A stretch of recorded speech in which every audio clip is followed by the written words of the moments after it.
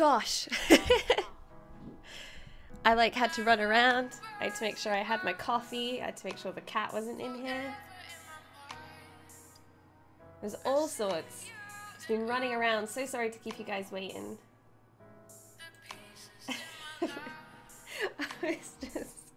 I was so not ready. How's everybody doing today? Hope you guys are having a good weekend so far. In England, it's bank holiday weekend, so we get 4 days off. Ooh. Thank you so much. Cheers. Had to call in help to get coffee and stuff on time. How's everyone doing? I am Shayleen. I'm a game artist in the UK on Twitch and social media. It's Unicorn Dev. We're just going to do some character art. And we're going to continue working on a Milo project, which I've been working on for about an hour.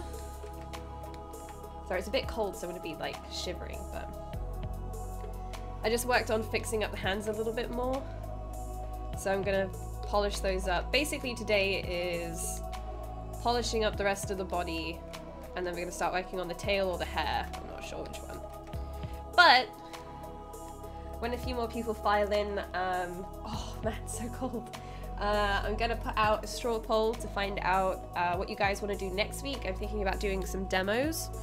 So I've picked out a couple of things that we could demo sculpt and we could talk about next week that you guys can vote on. 5 AM here? Oh my god, Blaine's. How you doing? Alright, who's here? Drab, Belfroyo, Flames, Alpha, Angel, Doug, Sippin, Zolly. Couldn't quite see your name because it's written in black. Vipers, how you guys doing today? Ah. Gonna warm up with some coffee. Yeah, let me know how the audio levels are. Hey Ald, how you doing? Oh, man.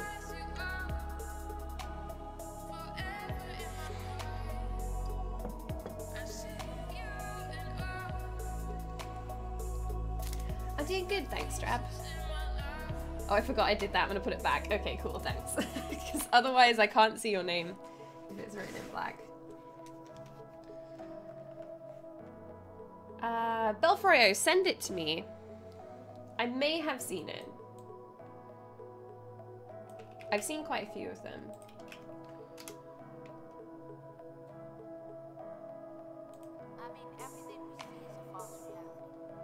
Oh yeah, no, I have seen this one. I sent this one to Miori when I saw it. I saw the YouTube video for it.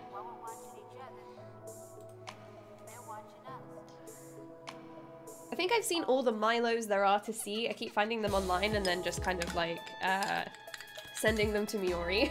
Like, music could go a little bit lower. Okay. How's that? Is that better?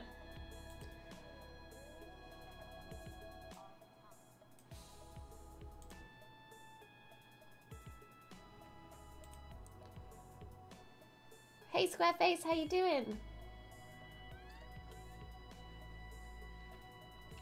Okay, how many people are here? Let's put out the poll now, and then we can. I should make my own. You should. It's so much fun. Let's get this in the right position. All right, cool. So, so next week, what I'm thinking that we should do is do a kind of demo, and I've done a demo before. I wonder if I can find it on my Discord. And I've done this on another channel, and it went down really well, so I'm thinking we should do it next week. Oh my gosh, how long ago was this demo?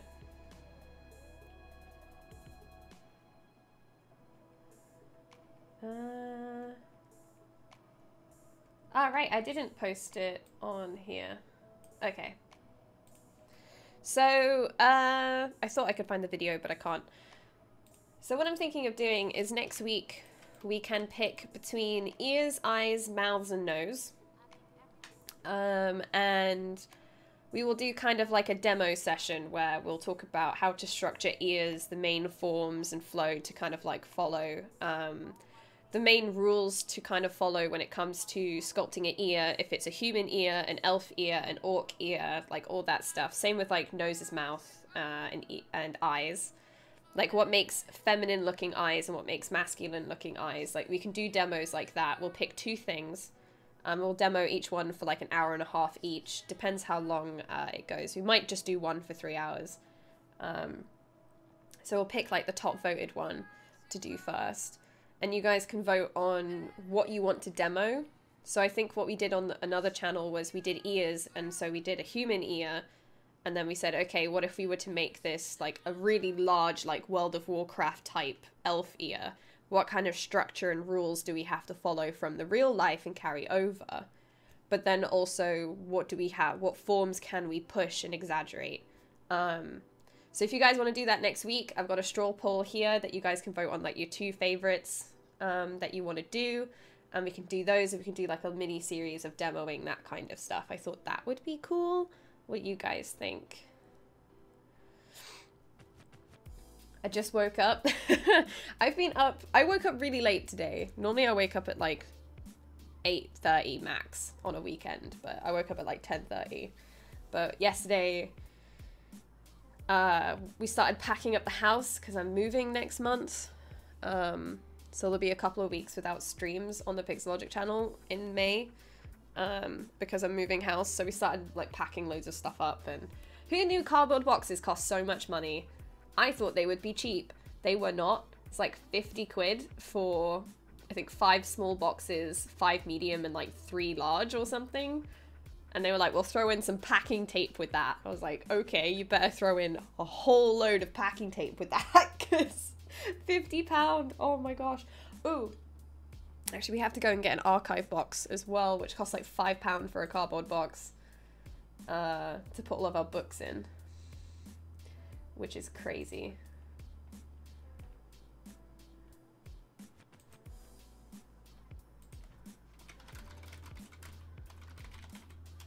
And we've got tons of stuff to take to the charity shop, all that stuff. So much to do. I'm throwing away things. I'm like a self-proclaimed hoarder, so the fact I'm giving stuff away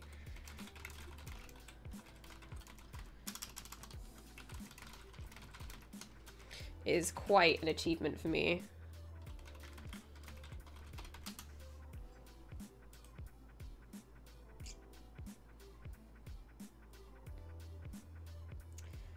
Sweet. Woke up early because my neighbor decided 8 AM was a good time to play bass guitar. That's a lot of money, I know. Is Dorian loving the new boxes? He doesn't love the boxes, he likes the plastic bags. He keeps eating them. Hey Blindness, how you doing today? It is hand time. We're gonna polish up the hands, but I want to do like the arms and stuff overall, because she has no elbows, for example. And I want to polish up the body a little bit because like her chest is looking kind of funny, like her neck and everything. But overall, it's kind of like body polish day. Her in like her lumpy pants. It's body polish day.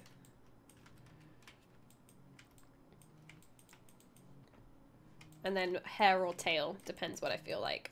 Kind of feel like I want to start getting the kind of scales on her body, so we might do tail, because I need to get that blend and kind of dynamesh it in. So, see how that goes. For me, the mouth is the most struggle. The other part feels like riding a bicycle. Once you've made it, you know what to do, but the mouth every time is a nightmare, especially if the inside part teeth... yeah, if the inside of the mouth is considered, yeah. We could probably do, like, put teeth and stuff in there. So, have I... Oh, I haven't posted the straw poll link yet. Oh my gosh, I'm the worst. Okay. This is where you vote.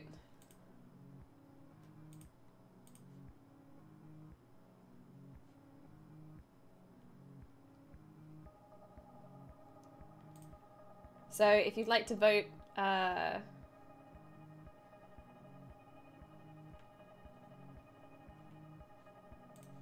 on that, let me know.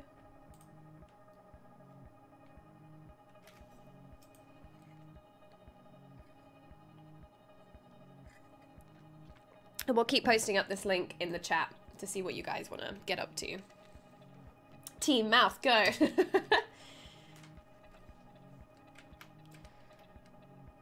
But yeah, I haven't had to do anything that requires like a mouth bag in a while, so maybe we should do like the actual internals, but normally a lot of that you can keep quite vague. You don't have to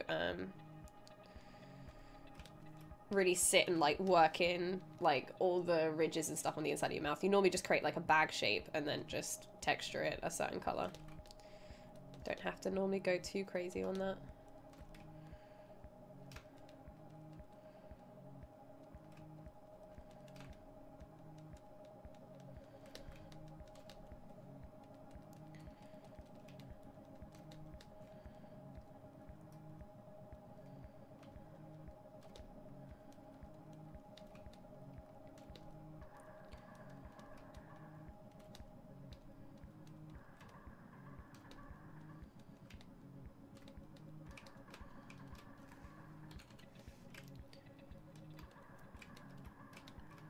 Eyes have me in a chokehold right now.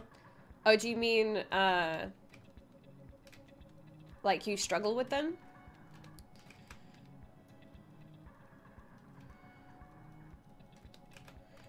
I used to, and then I did like a little study of like a sculpture, because I did a like traditional art course over the summer last year, where I had to kind of like draw an ear and an eye cast.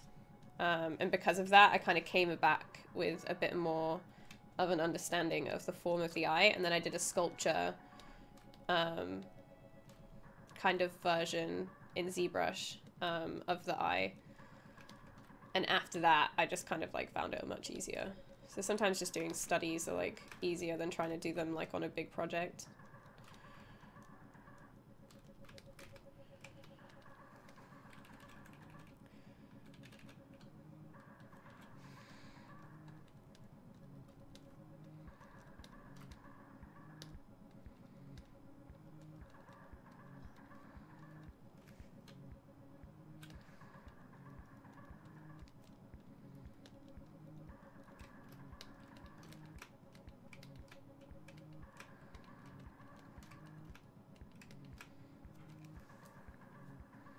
Hey Bram, how you doing?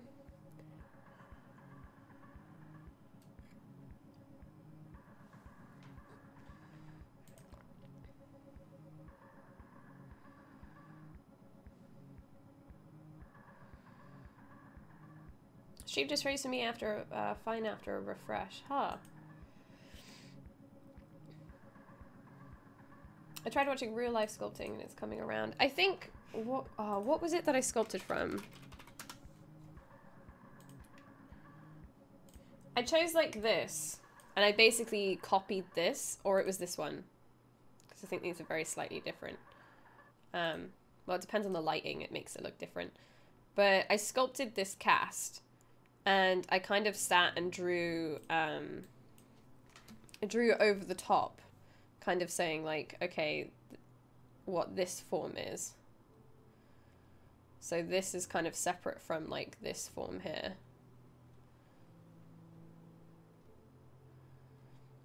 And then by doing this study, and then you got kind of like this overhang. So by copying these shadow shapes, I was able to kind of understand what forms make up an eyelid. And this is kind of like shadow shapes is normally how you draw in 2D.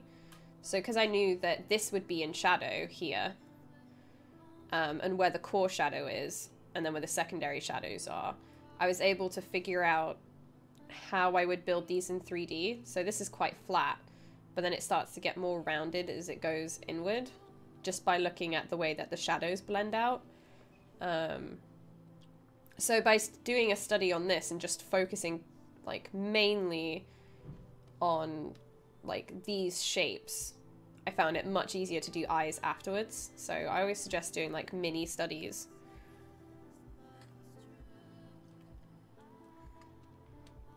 And now I find it much easier. I have to see if I can find a picture of that actually. I don't think... I wonder if I have it somewhere. Might be like in MISC or something.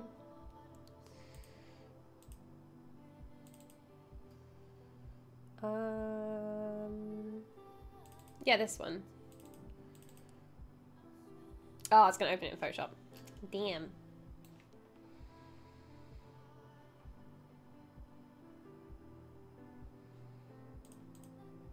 So yeah, I just did a really simple study of it.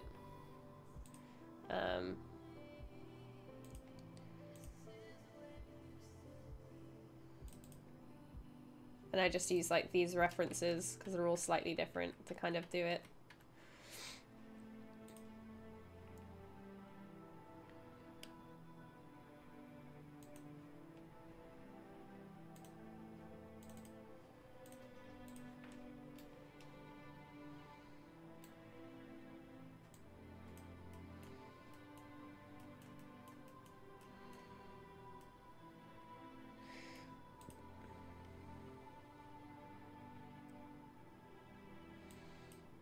But yeah, I just use like the matte cap as a way to tell me what my forms are, like where the light hits and where it's in shadow, and trying to match that really.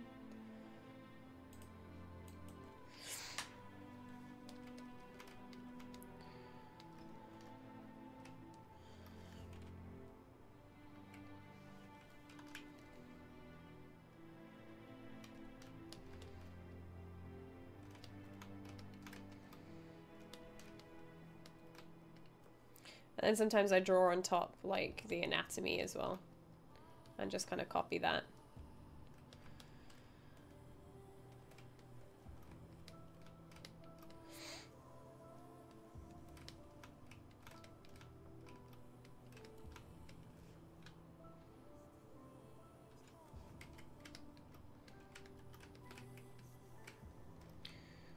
Yep. Working too high.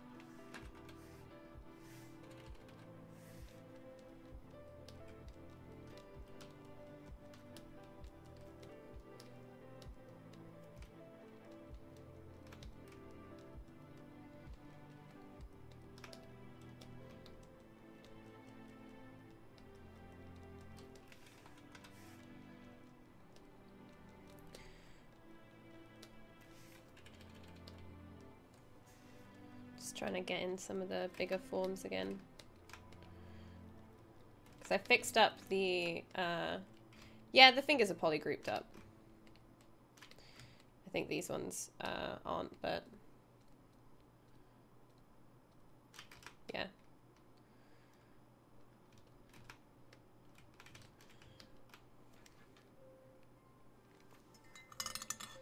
Hands are a challenge. I did one and I don't want to do it more. Ah, but if you want to do characters, you have to do them. They're one of the things that take me the longest, but I'm getting faster at it each time. I probably have to sit down and do like a couple more studies and stuff of them.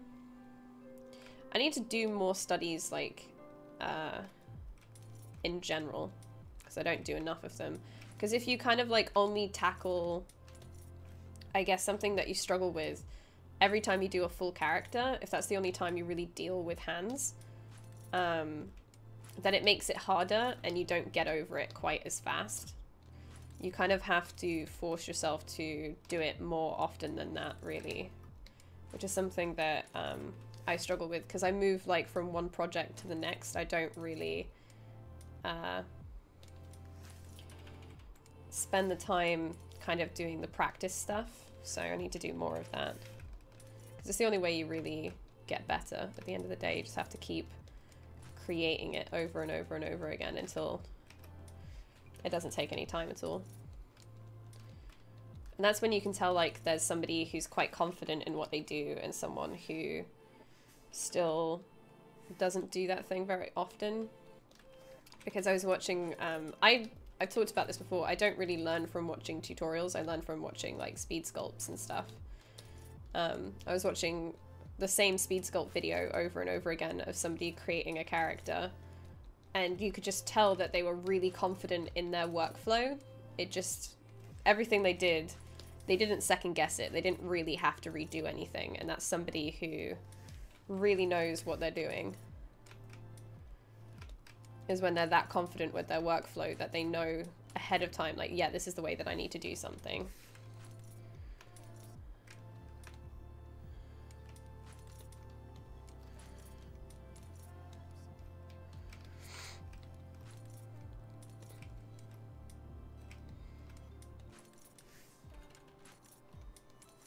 Yeah, Zolly, you can tell that you enjoy hands, because you do put a lot of character into them, I've seen on your stuff. You can kind of tell that you like them.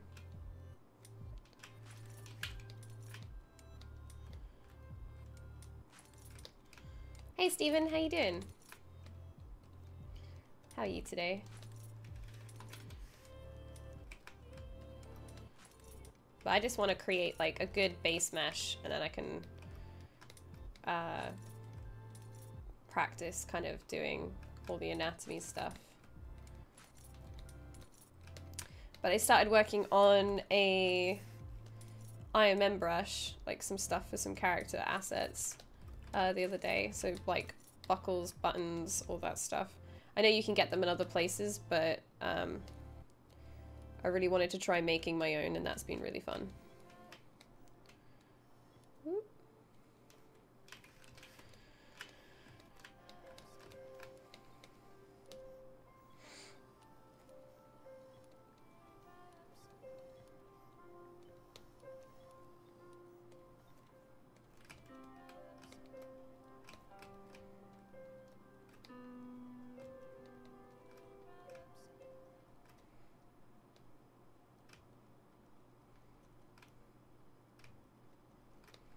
Making it slimmer at the base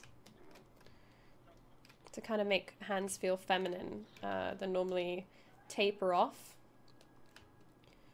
at the tip, so I want to make sure I've not got like any weird bulging going on at the bottom. I keep the form quite simple.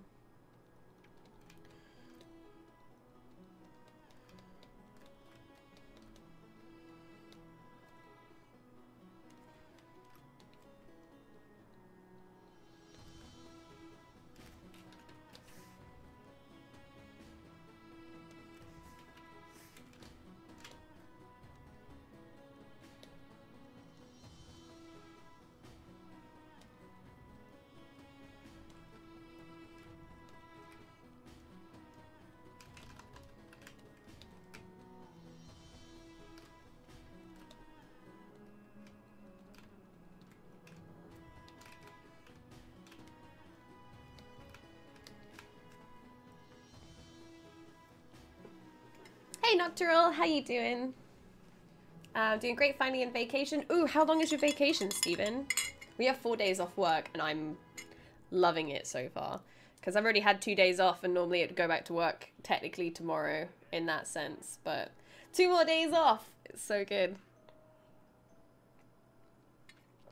I started recording footage for the Quixel tutorial as well. But they want me to record it at like 5,000 bit rate, but it slows down my computer, so I might have to ask them if I can like cut that down to like 3,000 or something. What's your favorite part of a character to sculpt? Face, body? Ah, man. Probably the face. I love doing the faces. I'm getting better at it as I do them. But I think Oh, I want to smooth out some stuff on here now, though, now that I'm looking at it. But I feel like doing faces is one of my favorite things. And I feel like hair will probably become one of my favorite things to do as well. The more I'm seeing some of my friends sculpt out hair and how cool it looks, the more I want to do it. But yeah, I'd have to say probably the face is one of my favorite parts to do. Because without a face, it's not a character, you know? Everything else builds up together to create the character, but the face is probably the key point, so...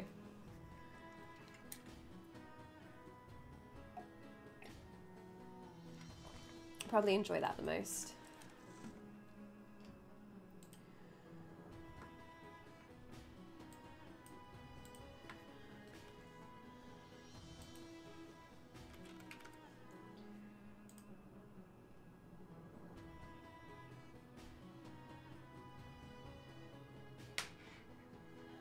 Oh, I love this. 1 minute, I was gonna retweet Pixelogic's tweet thing, but the way they've done this is awesome.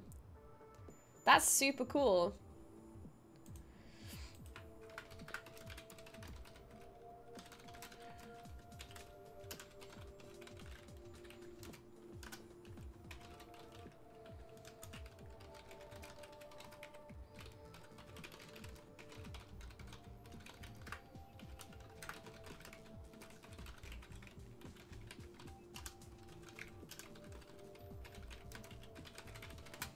Yeah.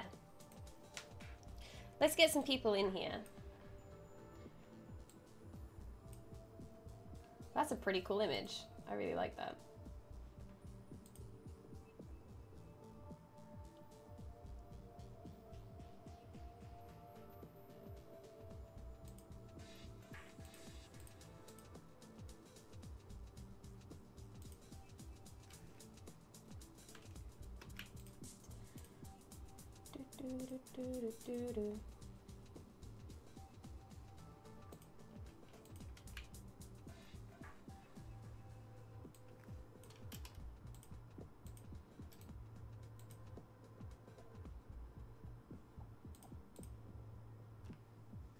Gonna steal that preview idea for myself.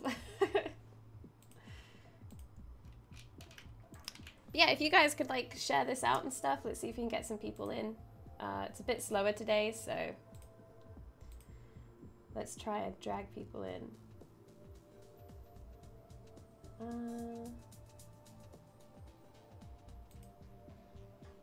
Let's see if I can post this to Facebook as well.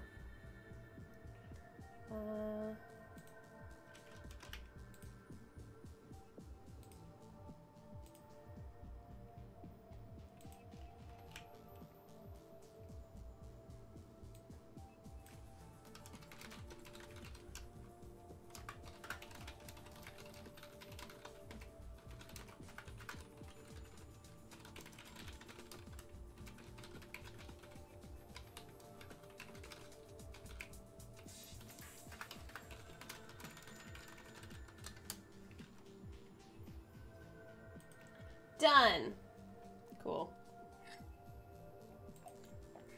I should have somebody, I've said this before, but I should have somebody who manages my social media.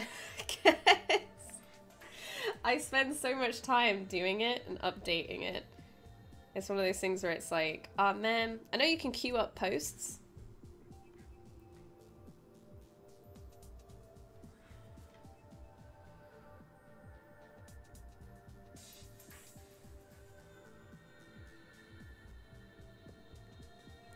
But it takes like, you have to spend like a decent amount of time to sit down and like say, okay, I'm gonna set this to post up on this day and set this to post up on this day and all that stuff. Like it takes forever.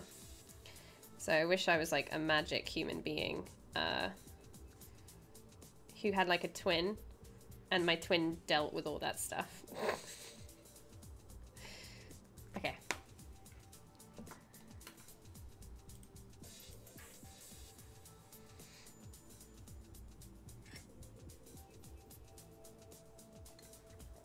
Yone, how you doing? Hey Imaginator, how are you? Do you have a Facebook fan page? I do now. I didn't before. Because I used to have a I'll post a link in chat to it. But I used to have a Facebook account that was just for my art stuff, but I stopped using it like 4 or 5 years ago. So I've deleted that because I think it's from doing the Pixelogic streams, I kept getting loads of friend requests and I just couldn't deal with having 2 accounts. It's just too much work. So I've created a page which now you can follow, which is just Shayleen Hulbert Art. So I think that goes to my page. Yeah, it does. Okay.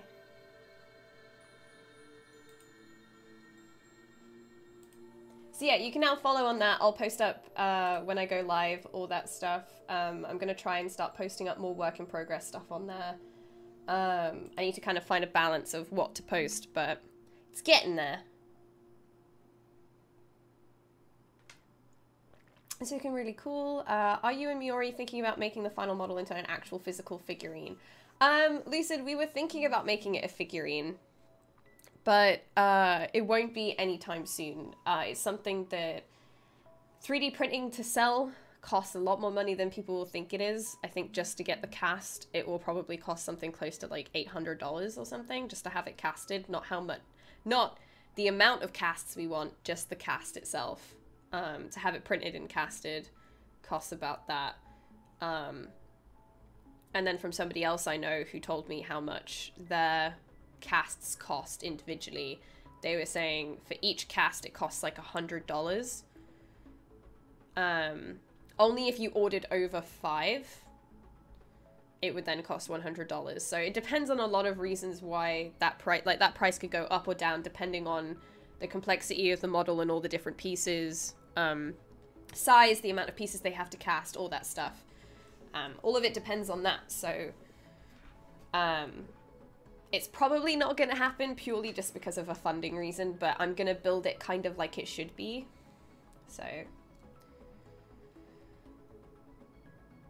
I bought an iPad Pro with the Apple Pencil. Damn, sketching on it is so much fun. My art director recently got one of those. I want to try it.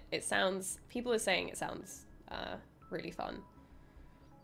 Are you still doing the ArtStation challenge? No, because I have to move house. I don't have the time to deal with that, as well as these 2 other projects I have on. But I took off a lot of time off for the challenge, so I have like every Monday off for like the next couple of weeks, because I took them all off for the ArtStation challenge, but I couldn't do it in the end. Hey Maria, how you doing? Maybe to test the market and find out if you can make a profit from it, or at least break even, you could start a joint Patreon page to see how much interest there is. Maybe. There are ways that you can get the funding, but oh, I want to change this ear shape. Oh, how I want to change it right now. There are ways to get funding, but we're not looking at anything for like a while now, like on being able to do something like that.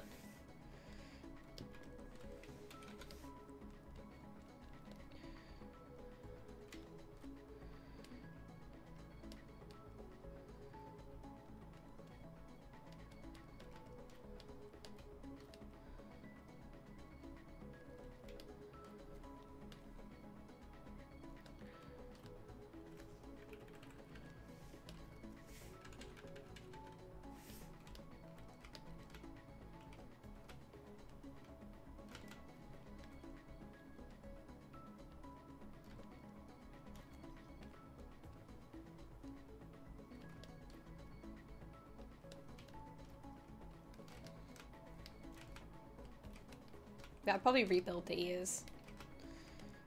I might ask Miori for a sketch on how these, how this actually looks from different angles. Because the way she draws them is really flat, which is on purpose, but when trying to visualize them in a 3D plane is a bit tricky.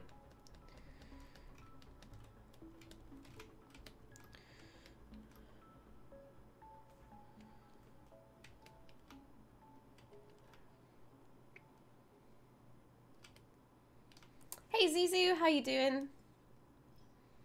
Speaking of the challenge, I'm still working on it. I've just been slacking. You need to step up your game. people asking for $800 for a cast probably need a new Rolls Royce. Casting could be $100 for all the materials and work. It could be, but the service that I'm planning on using, they print it, cast it, clean it, package it, and send it to you. So they do all the cleaning for you. They do like a lot of work for you in general. So I don't have to do it. So a lot of like all the cleaning and everything they do as well. So it's just one of those things where it's like you pay for the convenience, right? You're paying so then they can make sure that it's a super high quality for you.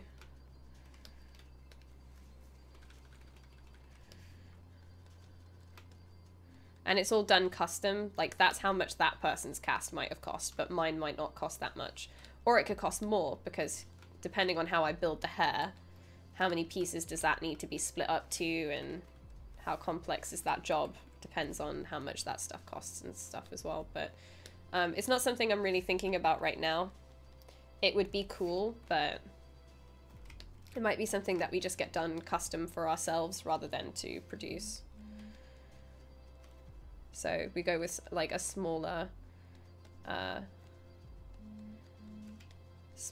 of run, I guess, of stuff where we get to have one, but we may not like sell it. Because when you sell stuff as well, you have to deal with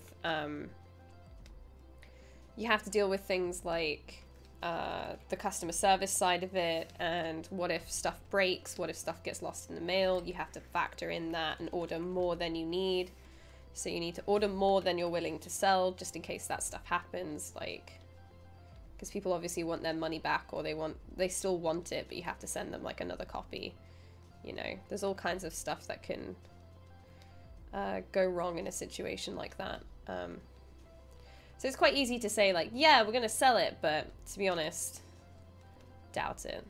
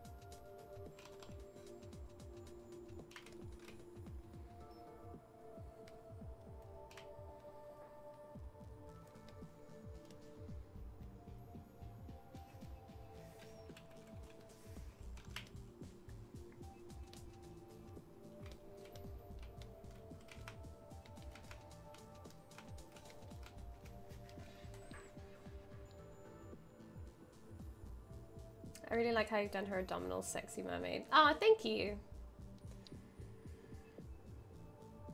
Swimming is a great full body workout. Man, I wish I was a good swimmer. Terrible swimmer.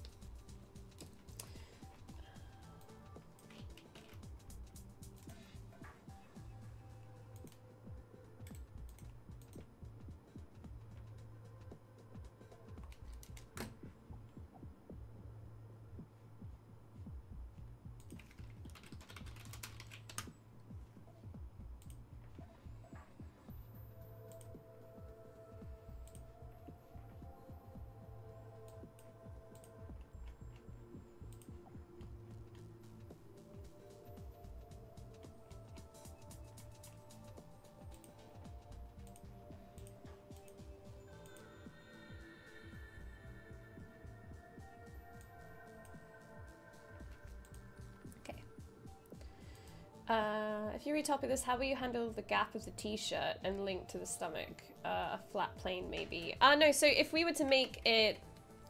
So there's two different ways we could handle the shirt. If it were game res, so if it's going into a video game, you would just have this as being... there's a couple different ways. We could either retopper it to look exactly like how it is now. Or we could kind of like, we have, for print, you would have this edge, and then you would have another piece on the inside to kind of join it up. So it'd be kind of like this. Because you don't want any gaps when you print something. It has to be like a closed mesh. So you could do that for, if her shirt is never going to come off, you could do that for the game res as well. It's up to like how you really want to do it.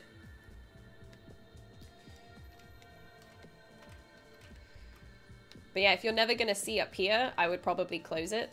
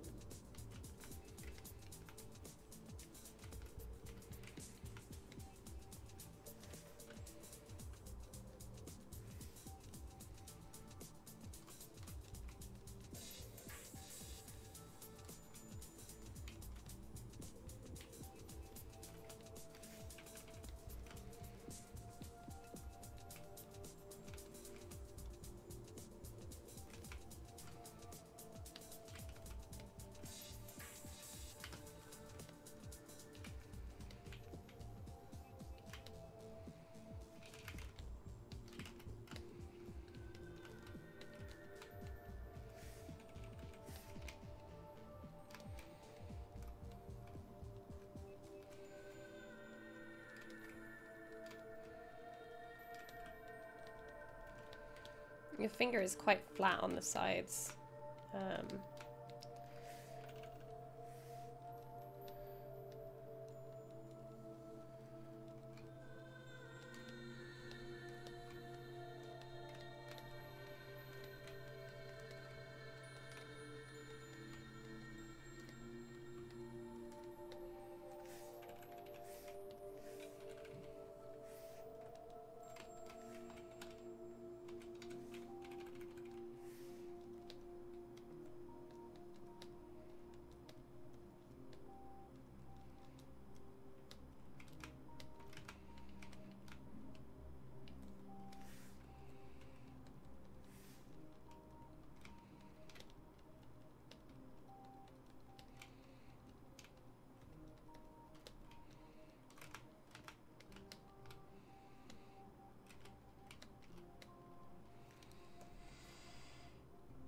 So close to investing in Keyshot, but it's so expensive. There must be a way to get it cheaper without. I don't know, Lucid, to be honest. I don't know anything about Keyshot. Bye, Drab. Thank you so much for coming. I have a question. Now that you have done your UVs in Maya 2017, where would you prefer to do it, in Maya or 3D Coat? I think it's because I'm using Nightshade Editor. I'm not doing it purely in Maya. I probably would have unwrapped Gully in 3D Coat, to be honest.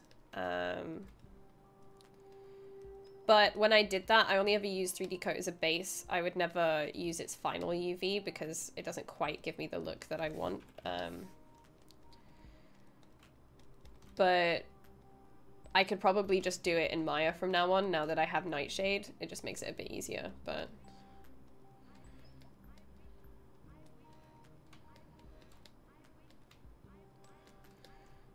I probably would stick in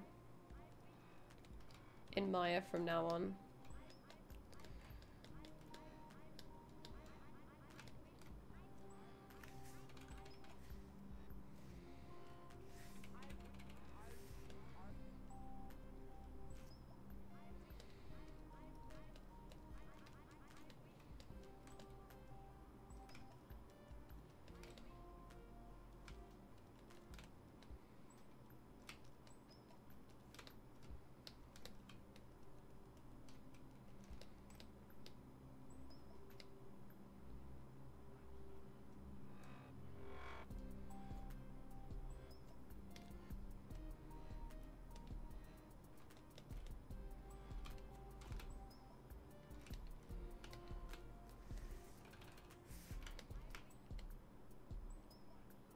Hey Bullrock Ninja, how you doing?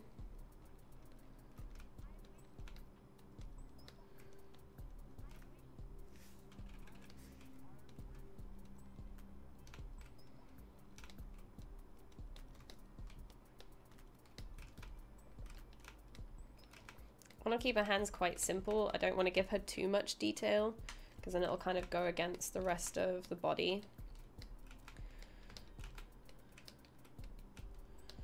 I want to keep them as simple as we can, really.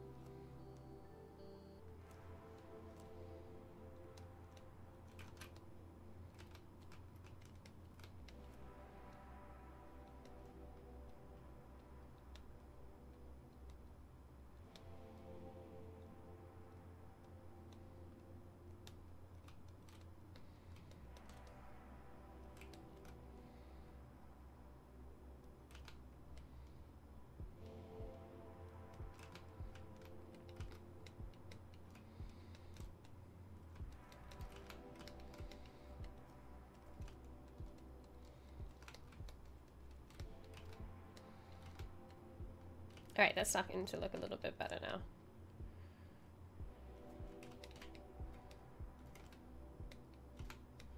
Just take some time.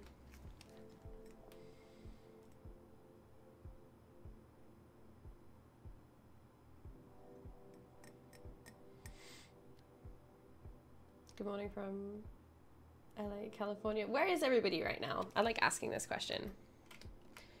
What country are you in? I guess not just country, because like certain places are absolutely massive. So like if you just say I'm in the US, it doesn't really say much. But like where is everyone based currently? I like knowing how far this, like, I guess Twitch reaches people.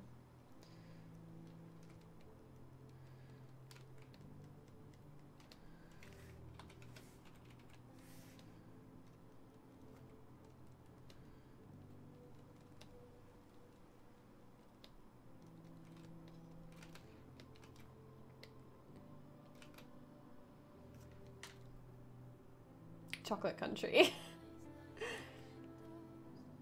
Spain, Brighton in England, Bangladesh, Germany, southern Germany,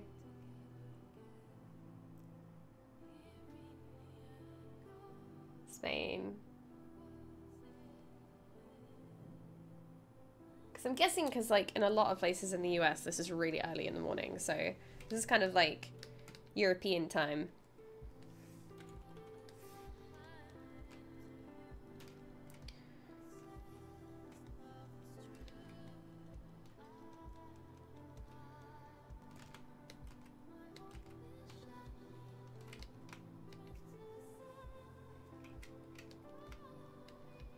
Okay, Belgium. Southern Germany as well. It is holiday weekend. Very excited.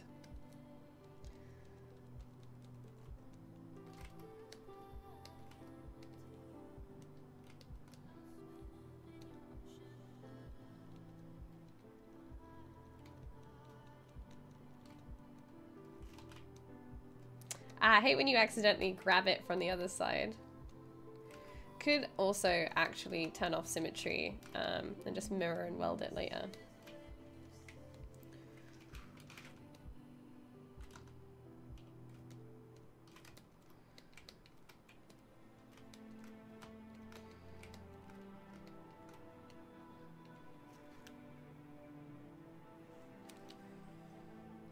It's 8 a.m., 6 a.m. Oh my gosh.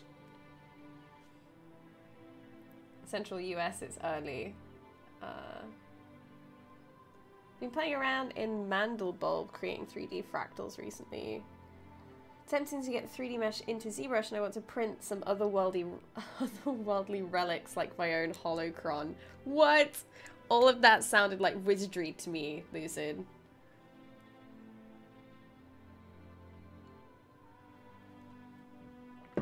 All of that sounded like complete wizardry.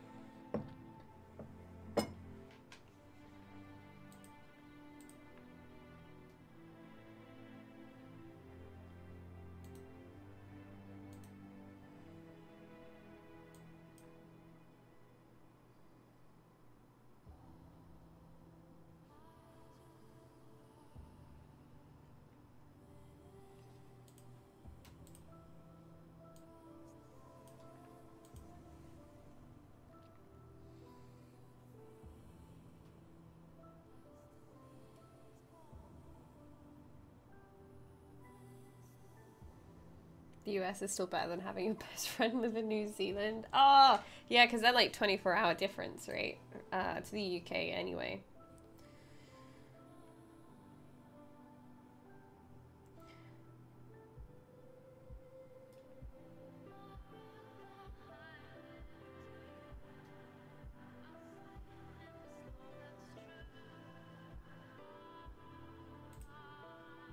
So I'm gonna post this this poll one more time. So next week, I'm thinking about doing demos. So we're gonna pick between eyes, ears, mouths, and nose, and we're gonna do some demo sculpting.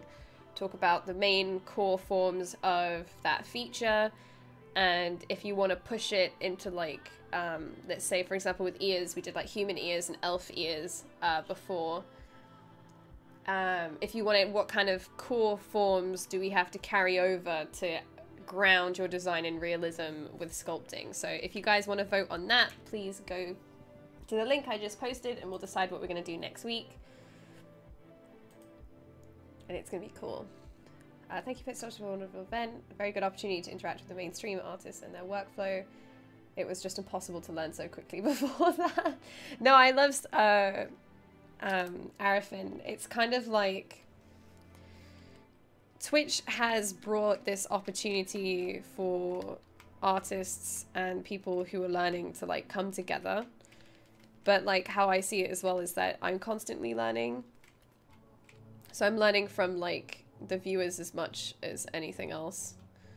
So my work 2 years ago was pretty bad, like anybody who first starts learning. And then I started streaming, and the improvement I made over like such a short period of time was insane. And I completely put it up to just streaming, because like you learn from your viewership.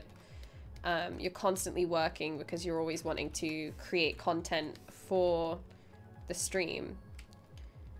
So you're always doing new projects and trying to challenge yourself because you want to create like cool new stuff for your viewers, and then you just end up like endlessly working and creating cool things. So if you ever watch like any streamers who first started streaming and you look at their work from when they started to like maybe like a year down the line, it's always like massive amounts of improvement. So I suggest like to anybody to at least like try it and see if you like it.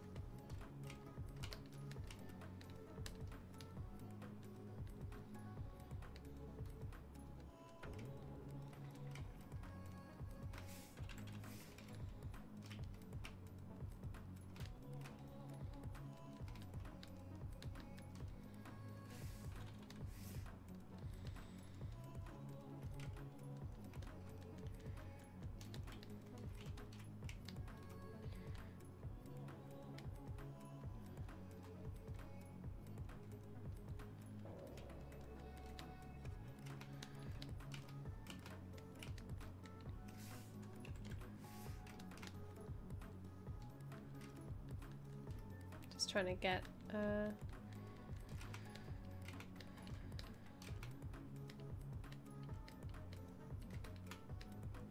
that finger looking nice. If I started streaming, I think it'd just be me drinking coffee and procrastinating. Dude, that's what I do. Somehow it works out. That's all that I do. Welcome to my channel. I think like last time I was like, oh, let's do some texturing. And instead, this is before my IMM brush that I was talking about before. But instead of texturing, I completely procrastinated and just built loads of buckles instead, because I was like, I just want to do some modeling. I'll show you guys. What pushed you to stream your work? Was it always the plan? No, actually, I started off as a gaming stream. I did gaming for about a year, I think, maybe a year and a half. I've been streaming for 3 years now, but I started off as a gaming stream. This is what I was modeling, because I was like, oh, I should do some texturing, and instead just did this. It's like, let's make some buttons. Buttons. But I'm just going to build like a whole bunch of stuff and make them into a big IMM, so I can just use them on like in ZBrush as much as I want. But yeah, I did it as like an escape from my work. I was studying at the time at university, and I didn't like doing 3D, and I didn't want to do it. So as an escape from doing work, I started doing gaming streaming, and that was really fun for a while. And then after a little while, I started kind of doing video game card art. I kind of came up with like my own card game, and I wanted to paint it, but I was streaming so often because I was working at a restaurant at the time. I was streaming so often that I didn't find time to do my drawing, and I hadn't done drawing or modeling for like 6 months, I think, after I graduated. And then so I started hiding on the Hearthstone stream doing painting, hoping that nobody would report me. And after doing that for a couple of months, I think I started doing 3D only about 2 years ago on the channel. And I started off with, it's on my art station, there's like this little cactus character. I think that was the first thing in 3D I did on the channel. And somebody told me that, oh, there's a creative section on Twitch. And pretty much since I joined creative, the channel more and more just became only artwork. But before that, I was like a Hearthstone stream. That's all I really did. I just played Hearthstone and like really bad games that I thought were really funny. And that was pretty much my stream for like a year and a half, I think, before I moved over to creative. But no, doing artwork on the... because it wasn't a thing when I started streaming. Doing artwork on the channel was not in the plan at all. Because it just wasn't a thing on Twitch at the time. Like, you could actually get banned for doing it, because it wasn't gaming content.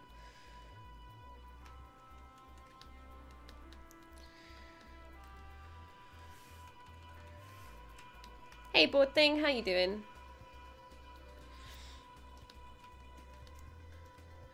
But I only started doing 3D when the Retrogasm contest on Facebook started.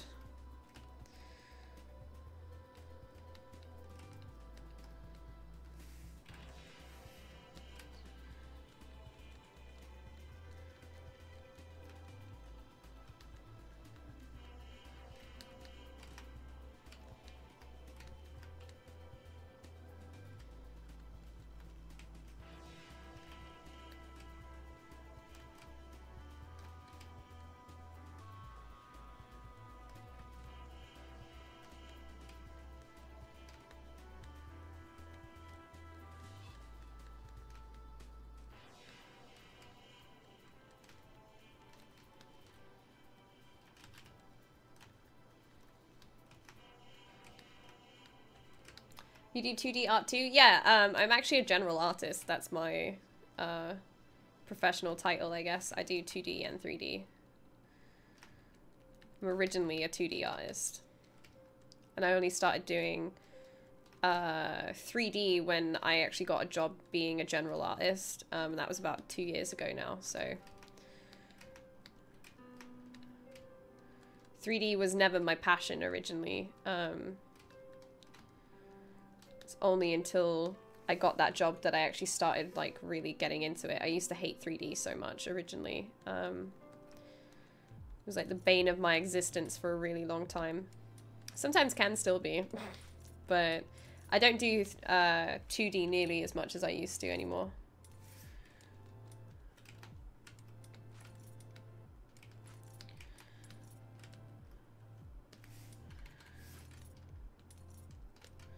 Unless it's for work, obviously, which I do quite a lot, but...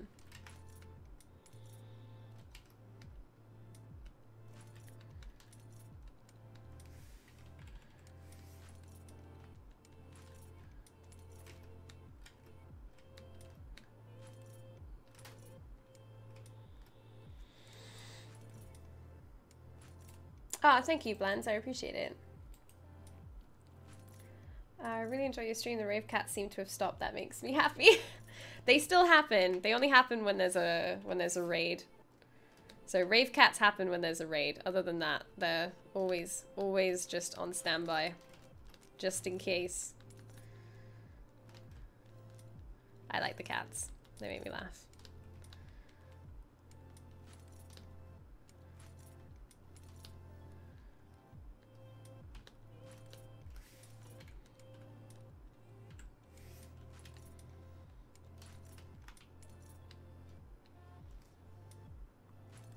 What made you fall for 3D? Oh man, that's a good question. Let me see if I can find it in here. Oh man, it might be in here.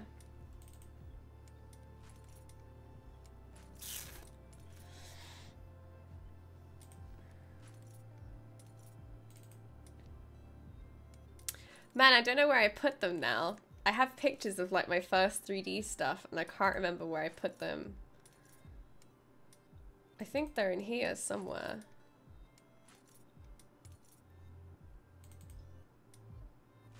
Or did I lose them? I hope I didn't lose them. They are somewhere.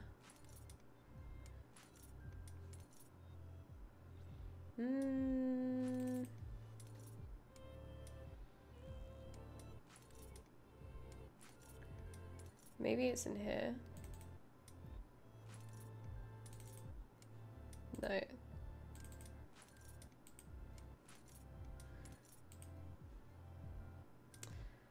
Man, I have no idea where I put them. But yeah,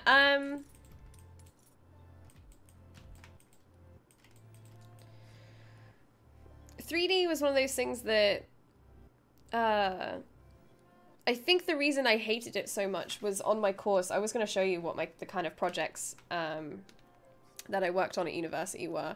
But the kind of stuff that we worked on at university, and I think it's like a big kind of reason why a lot of people I know didn't like 3D at the time, and why people can get kind of like disheartened by it, was the projects we were creating were really boring. And it was stuff like model a wheelie bin, model a trash pile, model a tree, but like the most boring tree ever. You know, there wasn't a lot of room for creativity. And when you're a creative being, the second you start like kind of telling people to restrict themselves that much when while they're learning, you are severely hindering like a lot of the work that they could be creating, right? Because if people don't find the project fun, then they're not really going to want to do it. So we were creating, like, I think one time we had 3 weeks, 4 weeks maybe, to build like a pile of just trash. So stuff like cereal boxes and all that stuff. And that was so boring. And it just made it like unenjoyable, because you're supposed to kind of look at what you've made at the end of the project. You're supposed to look at what you've made and feel proud of it.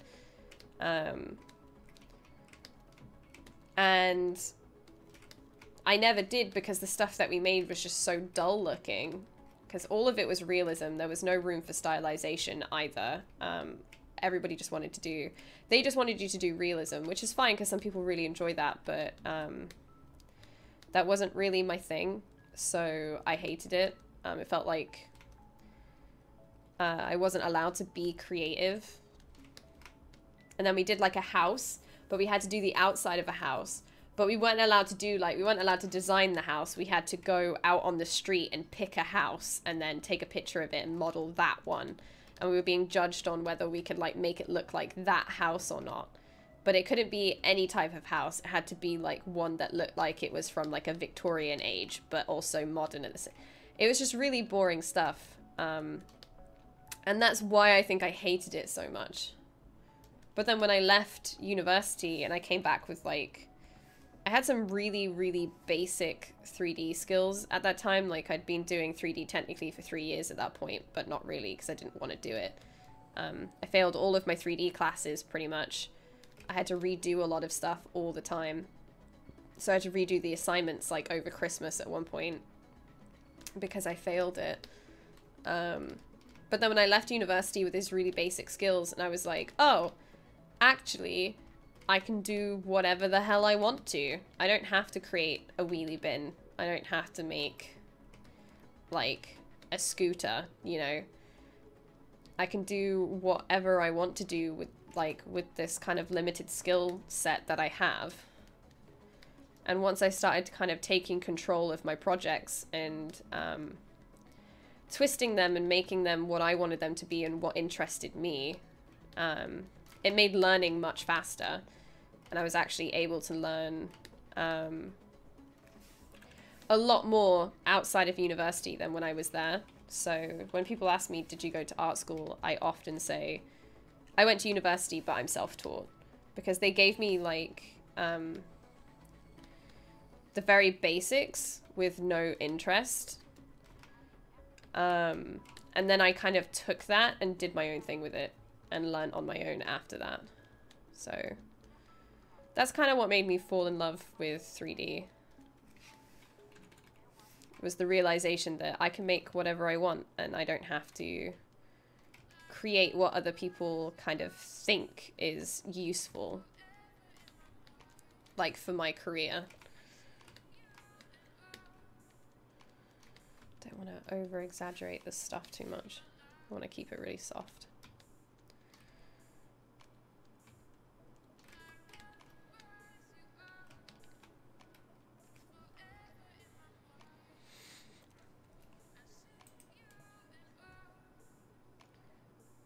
I kind of started streaming games for a while because I wanted to play games, but had no actual designer to play. So I started streaming games and motivation as motivation, but eventually got bored by constant gaming and decided to start streaming art and stuff. The only thing I got from streaming games is getting rid of my shyness. I think that's a good thing. You kind of get used to talking out loud, I guess. What's going on with the thumb? Sign, I haven't worked on it yet. That's what's going on. Where are the pictures you posted on Twitter a while ago? You mean the progress ones? Oh, man. I think the best place to see them is on my Instagram, actually. The easiest place. If it's the one I think you're talking about, where is it? This one. So I have this, where you can see this is my first character ever while I was at university. We had to do ourselves, which I thought was boring. So we had to draw ourselves, and then I did this when I left university. Or it was right at the end of university. So this is the first time, I think the second time I'd really used ZBrush. And then this was at the very beginning of this year.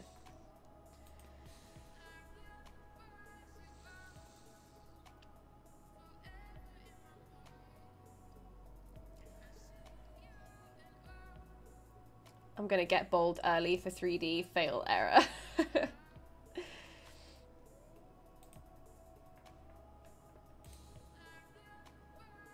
The vibe in here is really resonating with me today. I'm gonna get another pot of coffee and sketch while I harass you with questions. I am loving the questions. You guys are answering some pretty stellar asking some pretty stellar questions today, so I'm all down.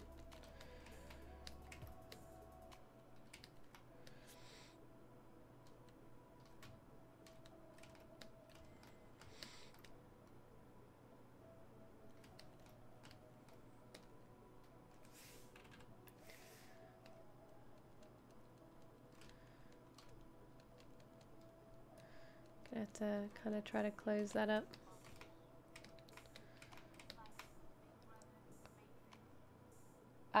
The stream, I don't know if the stream is broken. If it's broken for you, then obviously you can't hear me, but... let me check. Yeah, it's fine for me. I don't know.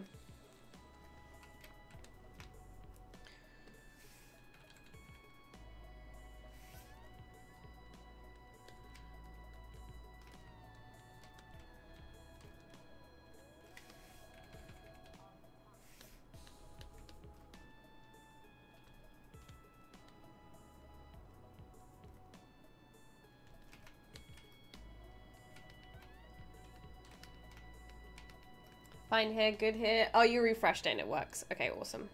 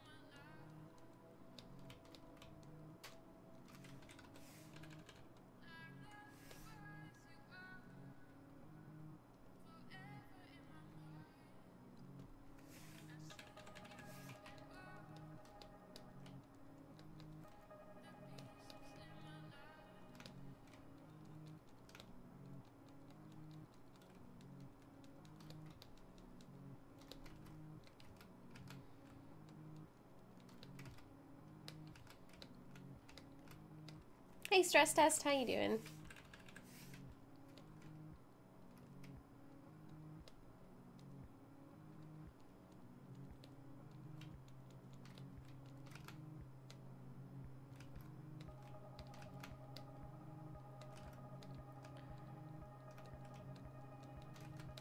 So I'm going to work up this one and then I might just copy it over and then Dynamesh it again.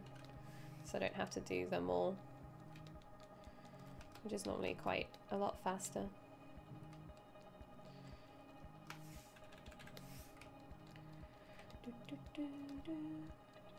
I'm much preferring this playlist to the other one that I normally do, so probably gonna make this the standard playlist for streams like this.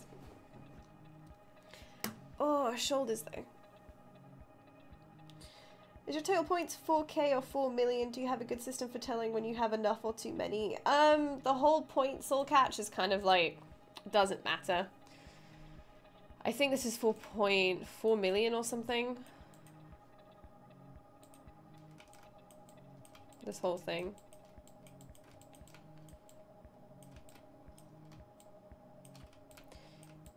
The music volume is low. Oh, okay, I can turn it up a bit. Let's have a look.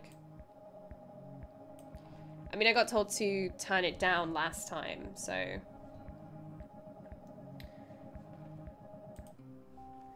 let me know how that is, but I don't want to make it too loud.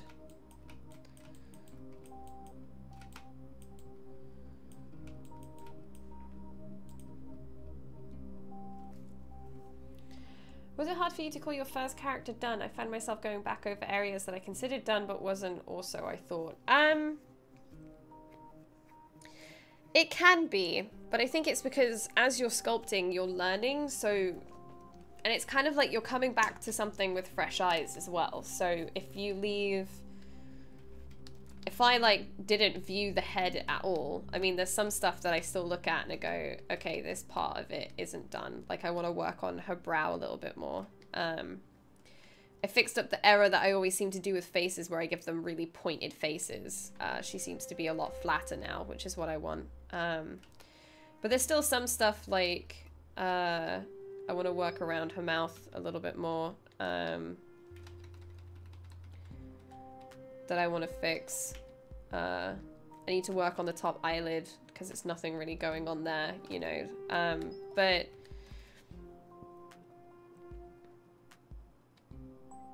it's kind of like, it can be hard sometimes because you'll be noodling at stuff and you'll be needlessly changing it. But if you don't look at something for a long time and then you see it again and you're like, oh, this is really wrong, then that's normally quite an instinctual thing. But if you go, oh, I could do this little thing and I could do, like, obviously I have to fix up, like, her shoulders and stuff as well. But you could sit around and noodle on it, but you gotta think, is the thing I'm going to do, does it make a big enough of a change to what I'm creating, or am I just doing it for the sake of doing it, you know? But it can be really hard to say when it's done. But what I found with the big project effort that I did, I kept saying she was finished and then I sent her for feedback and realized everything that was wrong with it. So I think it's always good to get like another pair of eyes because my want for her to be finished outweighed whether she actually needed more work or not quite a lot. Sometimes it's the opposite effect. You want something to be done so badly, you almost kind of like stop before the point that you really should.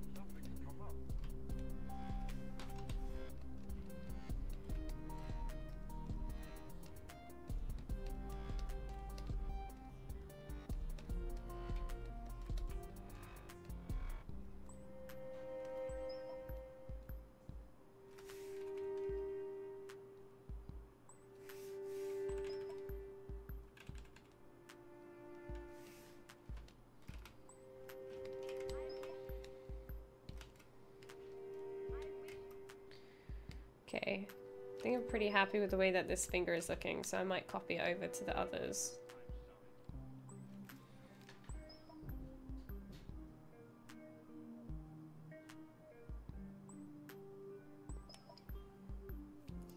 Is the music a little bit better now? I don't know.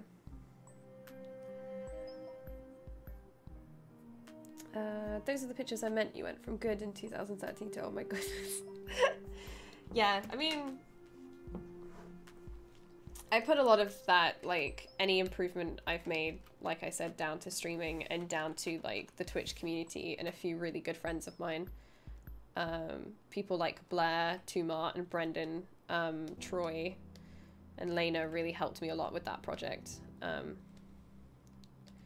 So it would have looked way different without, like, any of their feedback. It wouldn't have looked anything like that. So I got a lot of guidance on that project and really appreciate all the time that people spent, like, giving me a hand. Otherwise, she wouldn't have looked that good. I think I have, like, a poly count thread of that project, so you can see how different she would have looked if I hadn't have gotten the advice that I did. Still a bit low, but at least I can hear it. Oh, okay, because I'm looking at... Oh god, this is gonna... I'm looking at the levels, and the way that I speak, it's only about half, but maybe that's not very accurate.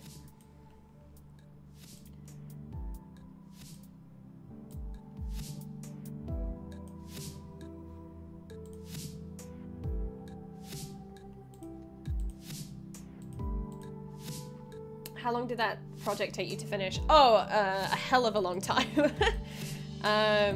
FL took me about 11 months, 11 months to finish. I did 2 other projects in that time.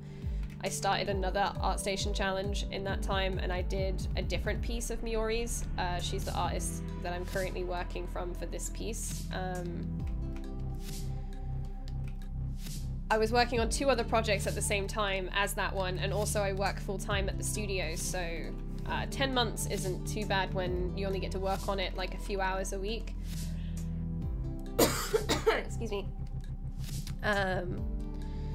So yeah, she took a really long time, but she had like 12 different faces. I redid them so many times.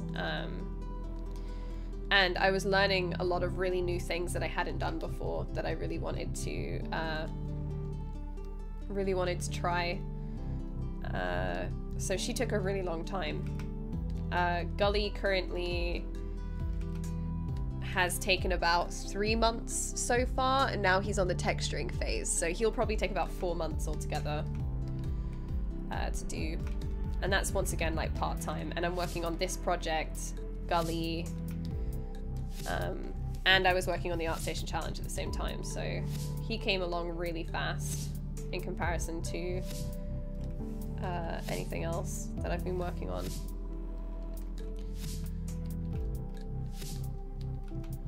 But Gully is like 100% comfort zone, loving it kind of project. FL is very different to what I normally do.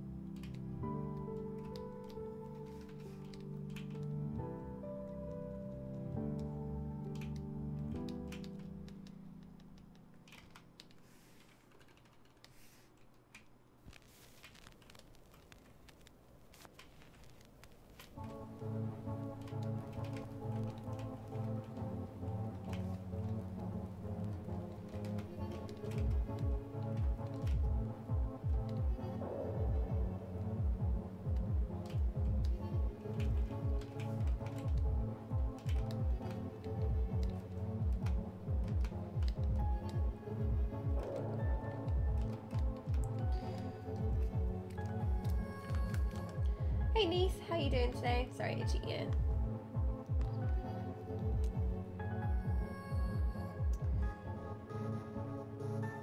The Unidev ZBrush Live Cafe, sipping coffee and vibing with the company.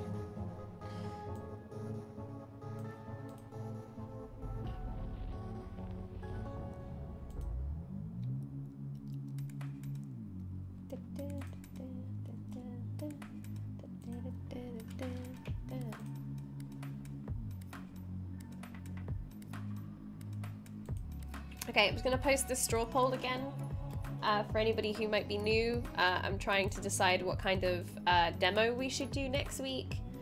So you guys get to vote on what kind of character feature that we'll be demoing. So we can do something a little bit more educational. So I'm going to post that up in the chat if you want to vote on that.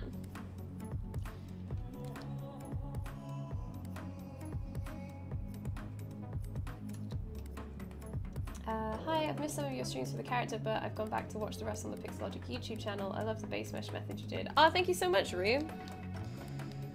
Normally I do that kind of modeling in Maya, so it's quite fun to do it in ZBrush for once. I'm gonna try and just create like a base mesh that I can just use over and over again now from that.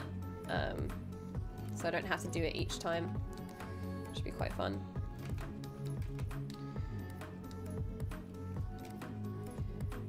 Ethel was an anime style character that you did in a realistic style. Can you tell more about the motivation behind it? Oh! I don't know. I think a lot of it was probably from... Oh man. From a friend of mine. You guys all probably know her, but a lot of it was from a motivation of a character that my friend Blair did. She did a similar thing, but it was actually this project that inspired me to do it. She did a retrogasm character of Baiken from Guilty Gear and did her in a realistic style. It's still stylized realism, but I saw this and I really wanted to try, because my retrogasm character was still super stylized. It was this guy. So I wanted to try and learn PBR techniques, doing realistic skin and doing more of a realistic looking character. So when I saw this, it really inspired me to want to do something that was similar. And then she did Igus as well, which only kind of pushed me even more, saying, that's cool, I want to do something cool, I'm gonna do something like this as well. And I really liked the character Ethel from Guilty Gear, only because I saw there was one streamer I used to follow, and his friend he used to fight with on the stream he was basically like an Ethel main. He only ever played Ethel every time, and I loved her. Her personality and style was really cool, and I think that's why I chose to do her instead of like anything else. But yeah, I don't know what the main motivation for me to create things is. Normally my friends do something really cool and I'm like, I want to make something really cool, and then it goes from there. My main motivation has always been what I guess like people around me are creating, and then I'll want to create cool stuff because they are, kind of thing. Because it's really inspiring to see what everyone is always up to. And it kind of pushes me to keep wanting to do new things.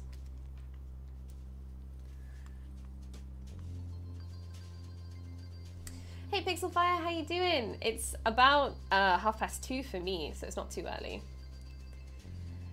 That's cool, I just started. Even simple things take me forever. I really have no idea how much time things should take. Twitch is much better at judging technique than YouTube speed sculpts. Soul Catch, take as long as you need to. Especially if you're like learning. Don't ever, time is not a judgment of skill. Ever. Like some people, normally just by doing things more, you get faster at it. But the amount of time something takes should never be a judgment on how good you are of like an artist, or how good you are at a certain thing. Like ever. I don't think it is anyway. Because some projects can seem quite simple to other people, but it could take someone else a little bit longer to do, you know? Doesn't mean that you're like bad at that thing. Just means that it takes you a little bit longer. But the end result is what matters, really.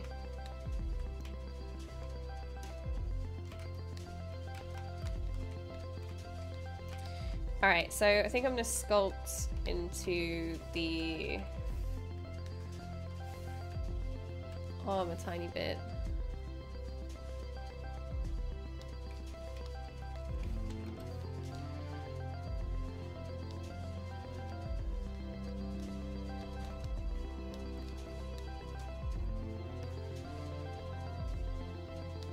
So the tendon that connects your tricep to your elbow is quite straight.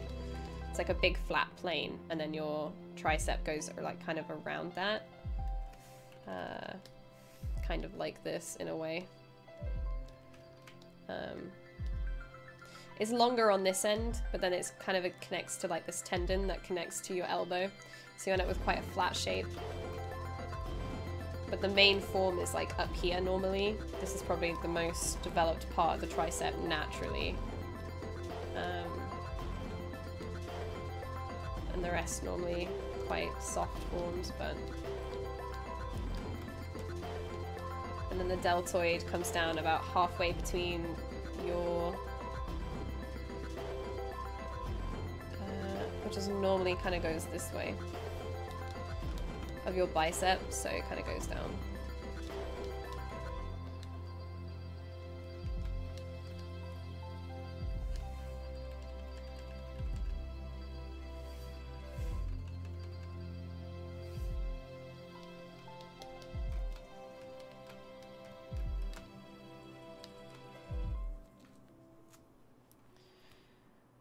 I know what you mean about the creative process. Do you get given ideas to model when you're in a studio work too? If so, do you find it takes away the fun, or is it all cool because you're modeling, not waddling wheelie bins? I gotta be honest, sometimes when you're working, this is just what working in a studio environment is. You're not always working on stuff that you really enjoy, and that's fine. You kind of end up dealing with it. A lot of the time when working on studio work, there's always like tasty parts of it. So sometimes you'll be working on stuff that you really don't enjoy, but then there'll be like that tasty morsel like a month in or something, where you get to work on something that you've really been looking forward to, or, you know, heads up, you're not doing GUI right now, you're going to be doing some character designs, and you're like, oh yeah, and then you finally get to do the thing you've been like waiting for, you know. That does happen, but I think in a studio, it's not that the work can take away the fun. I think sometimes who you work with can take away the fun. So if you work in like a really good studio and you really enjoy who you work with, no matter what you're working on, you're going to enjoy it, I think. But I think even if you work on stuff that, you know, you work for yourself, you're not always going to be doing stuff that you enjoy. Like, you might think something's going to be fun and then kind of lose interest in it. I think that's just a normal part of being creative, really.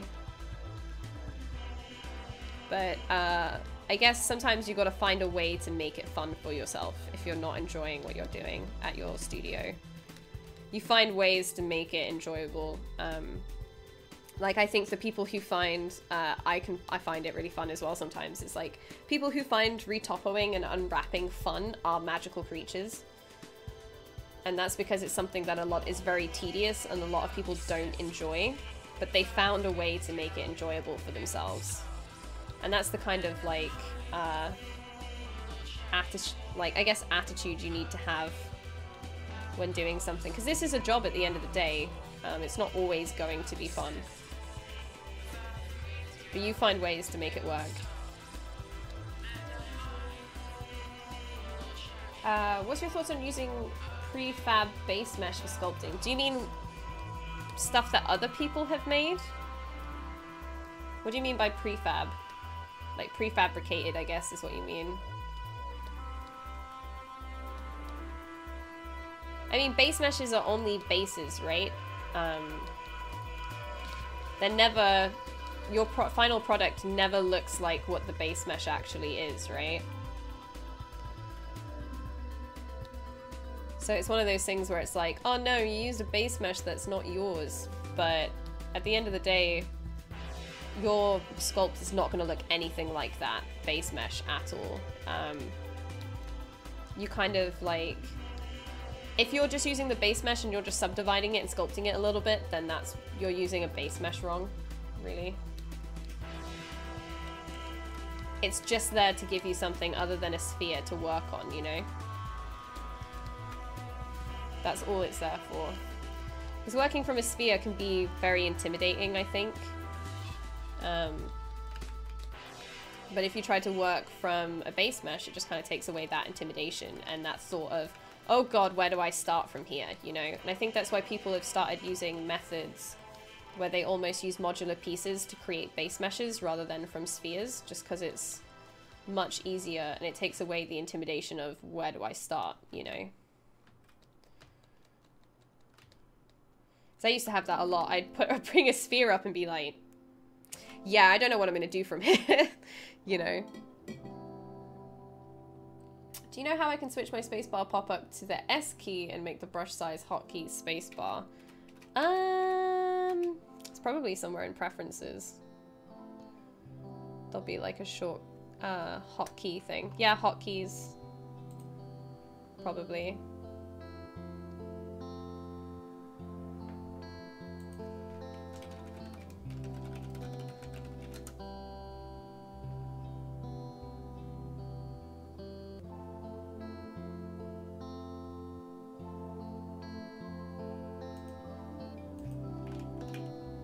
Probably already looked this up, but...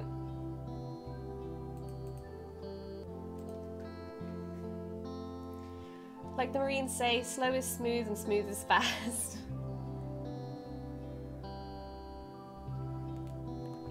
How would you recommend getting faster at retopology? It depends what tool you use. Because when it comes to stuff like something that I do in... Something I do in 3D Coat is there's like the stroke tools, so I just draw a line, a line, a line, and draw one line down here, set the amount of edges I want on the radius, and then just press enter, and it will generate topology all up the arm. So how I kind of do it is I'll shortcut a lot of stuff like arms, legs, torsos sometimes I'll shortcut as well.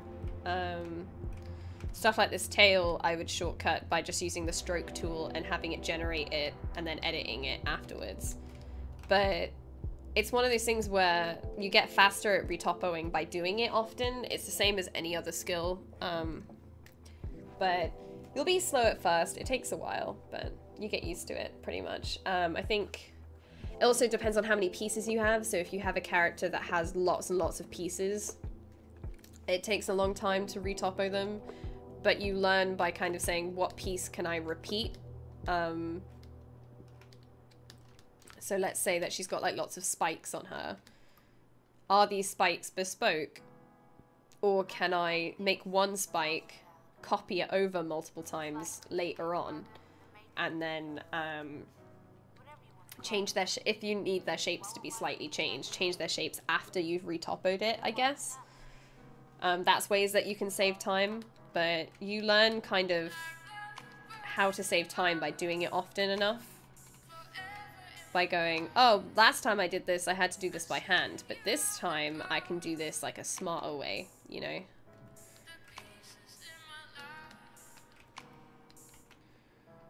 Oops. Just made her like go, ooh.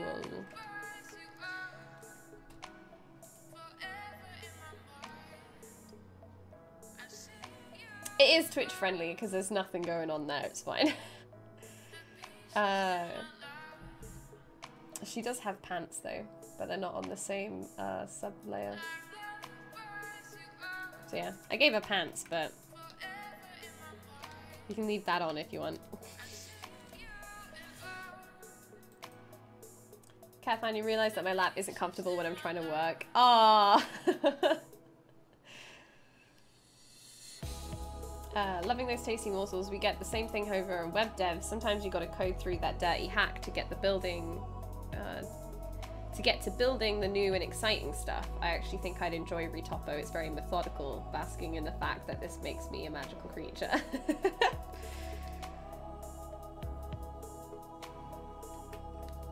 But yeah, I like unwrapping. I'm one of those people. I'm just gonna move this over so I'm a bit more in the center, but yeah, I really like unwrapping as well. I think it's quite a peaceful thing to do.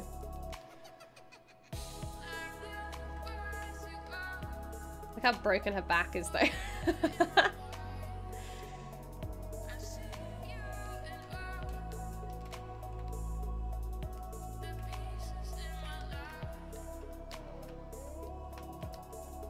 Okay, let's save this.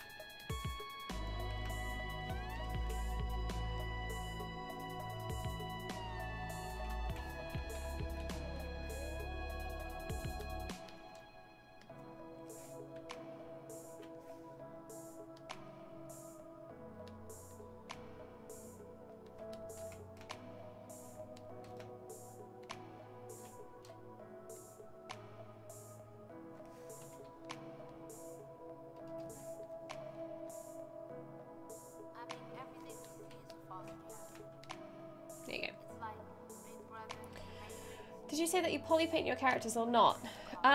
Do you mean while sculpting? Sometimes I poly paint them. It depends what I need them for, really. I learnt my lesson with FL that I should probably poly paint the makeup, because trying to paint it on the character afterwards was really like a pain, but do you mean like for like the final texture?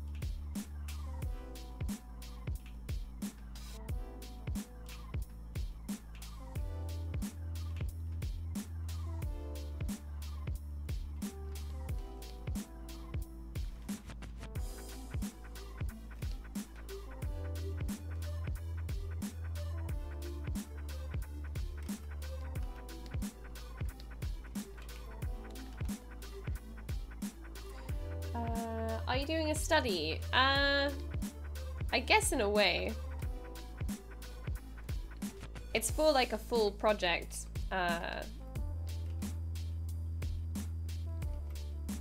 So it's for like a bigger thing.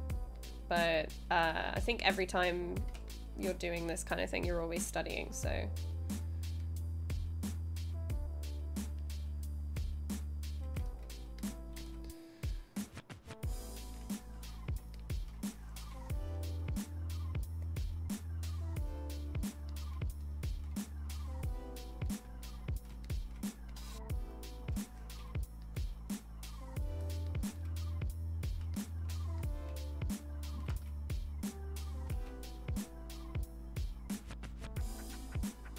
You can retopper using ZSpheres too. Yeah, I've not done that before. It looks fast. Like when I've seen a few other people do it, it looks good. But I've never done that. I always do it somewhere else.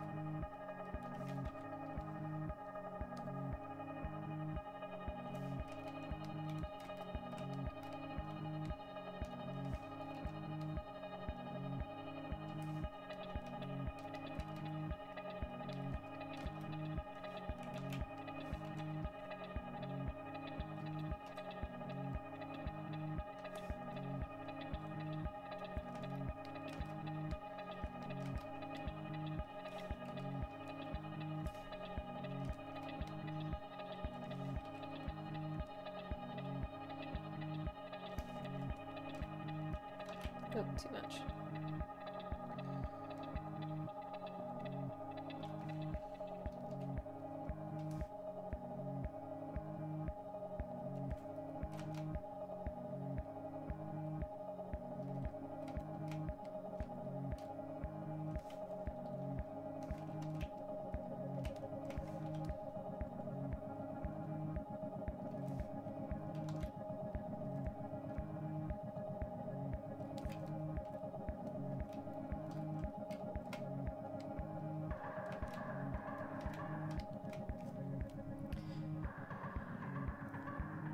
How's your career going? Wow!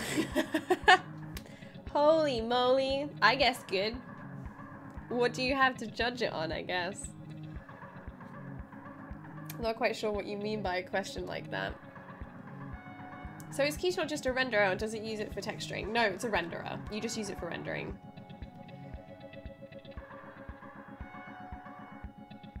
Are you using Alt to move the fingers? No, I'm just pressing, so you've got like scale, move, rotate.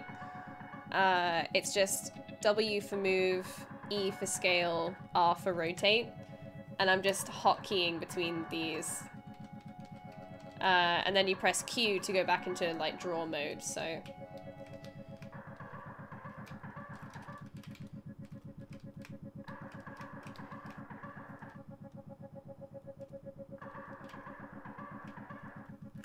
Give her like that typical like anime look where like their finger is a little bit bent forward. Way more than you could actually do it, but. They always seem to have this cool kind of dynamic look to their fingers when they kind of bend them.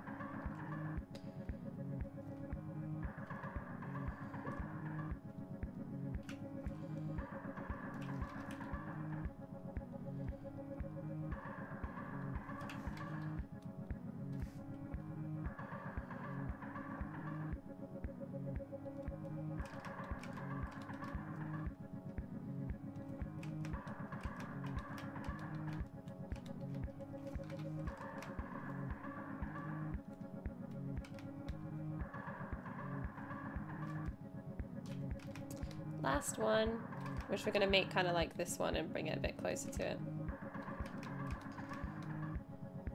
And then we're going to bring the thumb and kind of bring it back a bit to make it a bit more dynamic. But I like to give the fingers some kind of pose.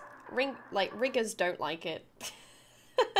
They like it when you give them straight hands, but I like to give them some kind of pose. I think when they're straight, it always feels really strange to me.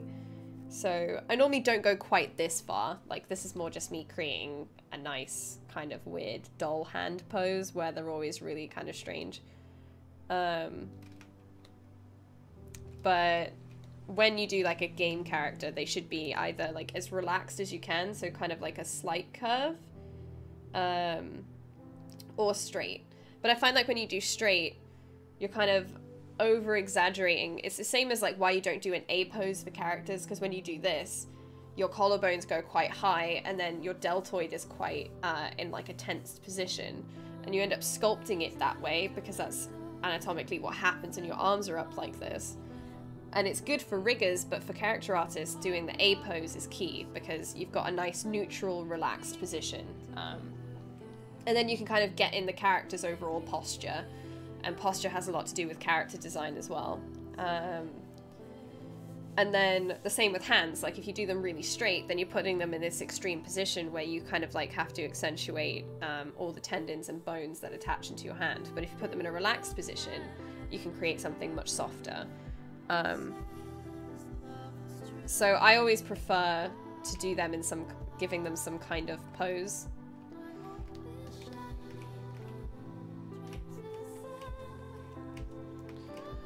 Save it first, and then I'll delete lower, and then...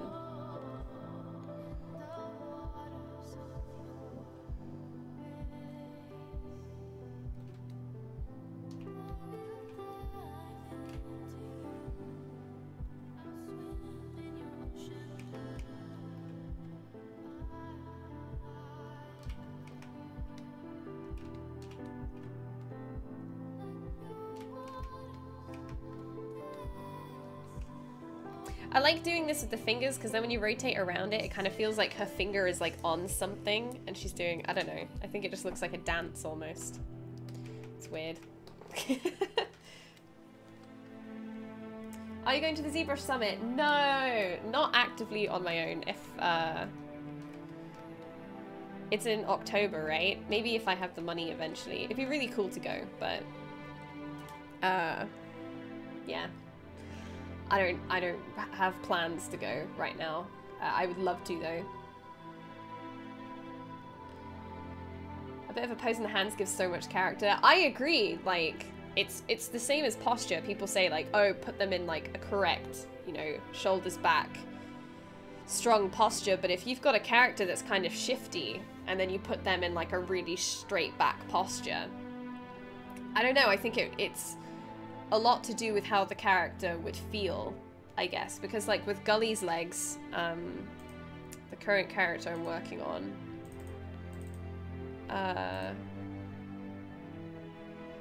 let's go here. I can't really see here. So his legs are bent, like full on, like bent back. And for the rigger, it might have been easier to give him straight legs. But to be honest, this is his default posture, so I'm going to model him in this posture. His shoulders are really far back. His legs are bent back. I've put his... it's another example of how I like to like model hands, but I've put his hands in a relaxed position where his pinky fingers are like curved in a lot more. I like to add like this kind of C curve. Because this is like his default posture. And I want to make sure that this will always be his default posture, in a way. I did the same with FL as well. She had really relaxed hands, so...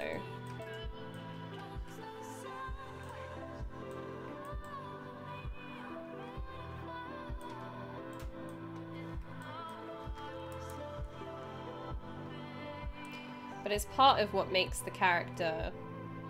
like have personality is their posture, and if you try to make it really stiff just for the rigger, I think you lose a lot of the character. So riggers and animators are getting used to it. But you still shouldn't make their life difficult by giving them like something crazy.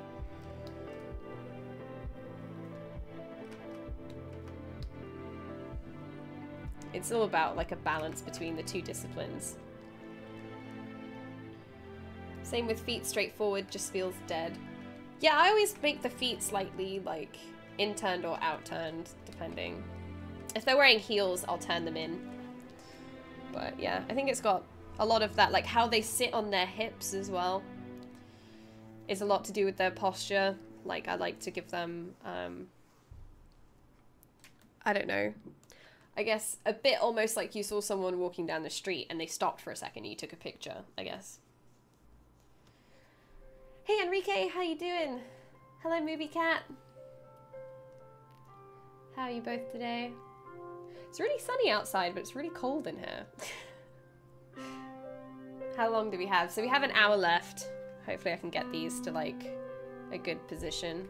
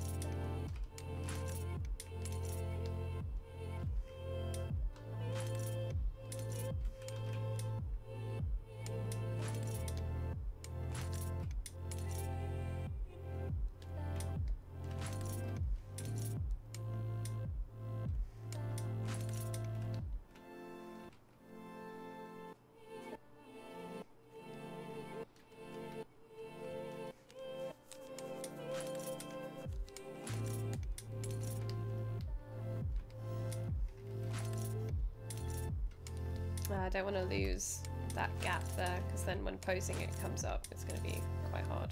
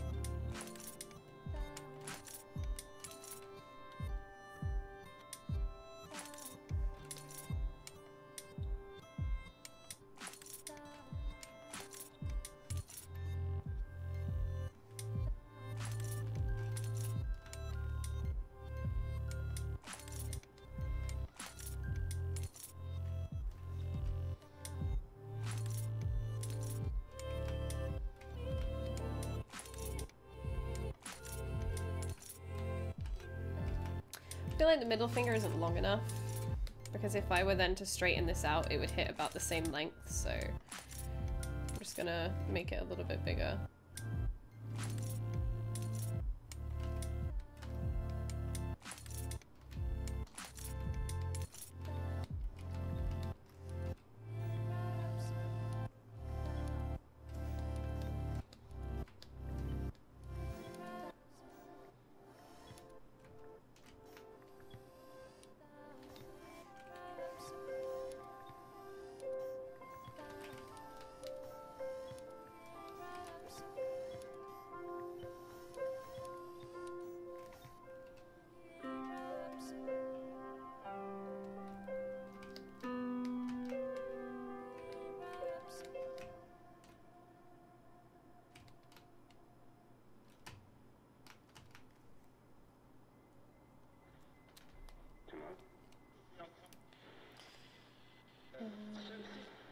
Bye, Lucid. Thank you so much for coming.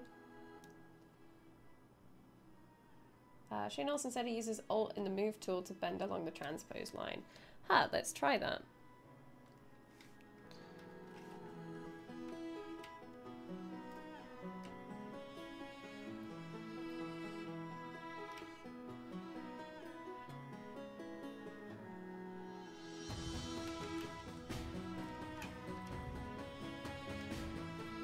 Yeah, I guess you can bend it. Ooh.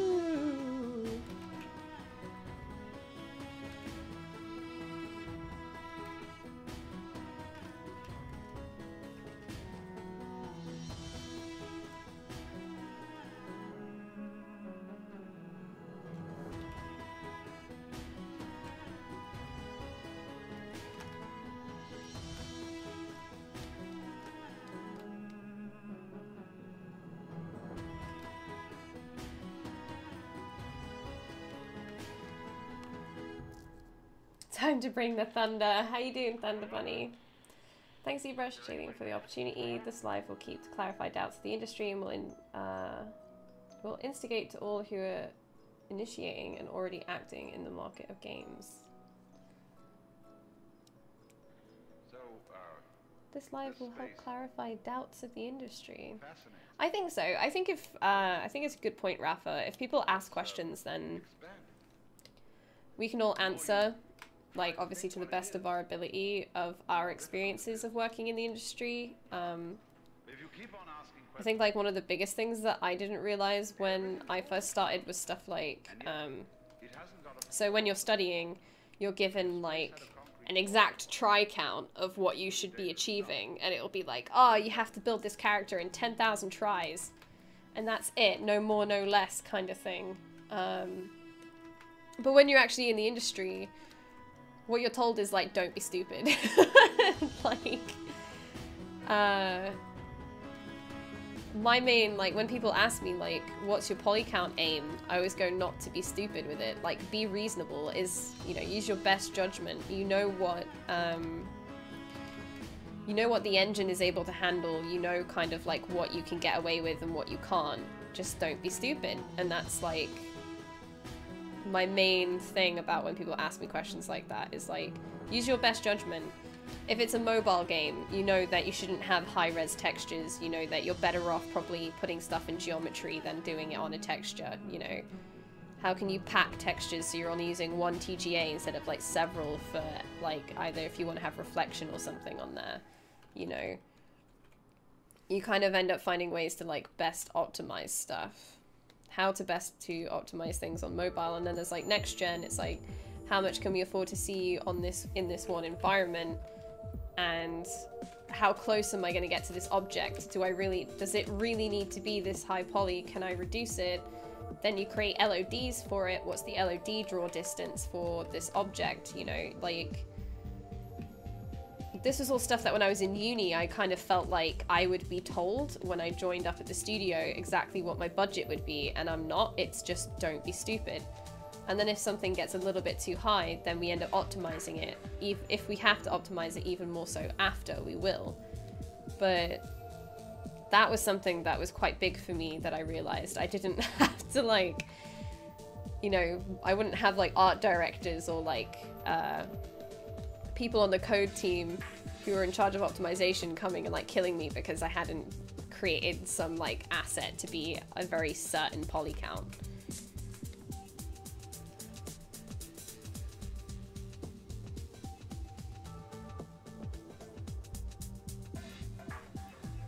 I love when people discover a new feature, they just turn into children to break stuff. That's how I learn. I learn by breaking things. Gosh, don't judge me. Because now I can just go, whoop, and then be like, I never know when I'm going to use this. But...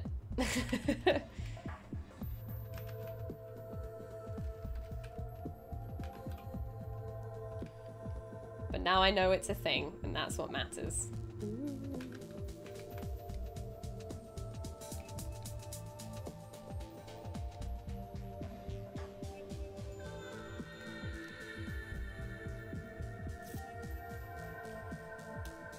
Hidden eggs for the niece is still awake, working on my character's monthly challenge character. Ooh, Rue, which one are you doing? I love the Polycount monthly challenge character selection this month. I think they chose some really good options this month. I love it.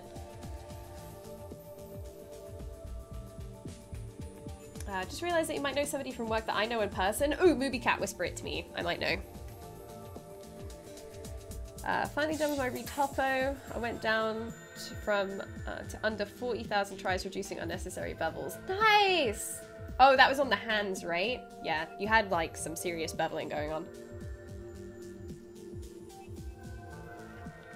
Oh, we're learning stuff. Try clicking the middle ring in the transpose line while holding Alt as well. All right.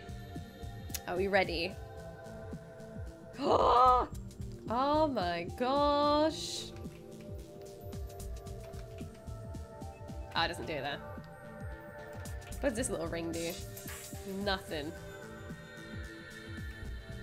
Oh my gosh. Fabulous. I love it. Whenever I hold control. Whoa! Okay, I just learned a new thing as well. If you hold down control, it duplicates it. Now I have another one. Oh my gosh, and another one. And another one. And another one. Wow. Didn't know that.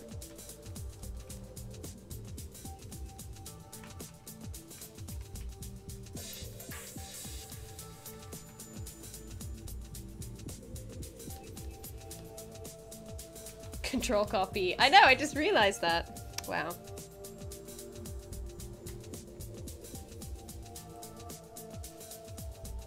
I use your base mesh methods to start doing a little witch character. Oh, that's so cool. Show me it. I want to see it. Send me a link. I would love to see it.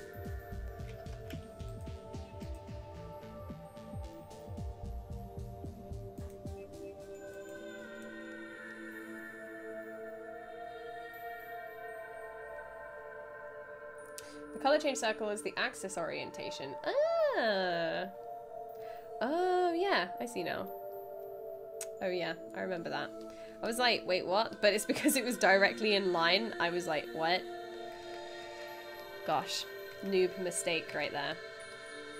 Alright, so now the thumb is, I feel like, too short again. I need to make it longer, but... Oh, yeah!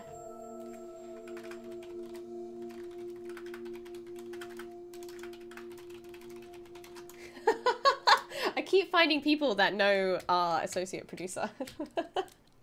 No, I love Lana, she's awesome.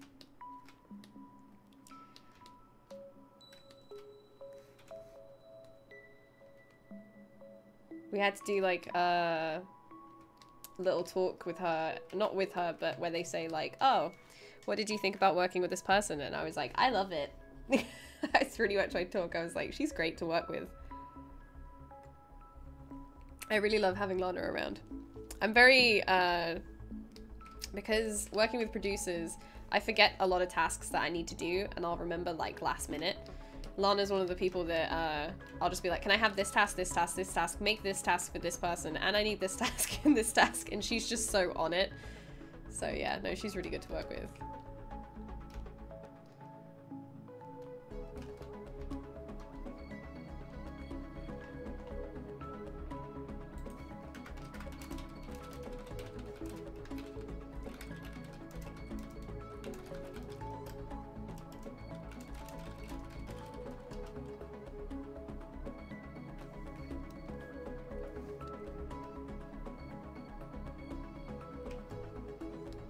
Look at these weird hand pose.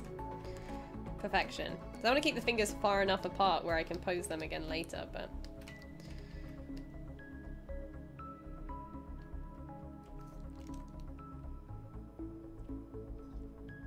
The dupe thing only works on meshes without subdivs. Yeah, that makes sense. Texture map size for a main character for games 4K by 4K, is it good? And for one head and one body, 2K for hair, is that good?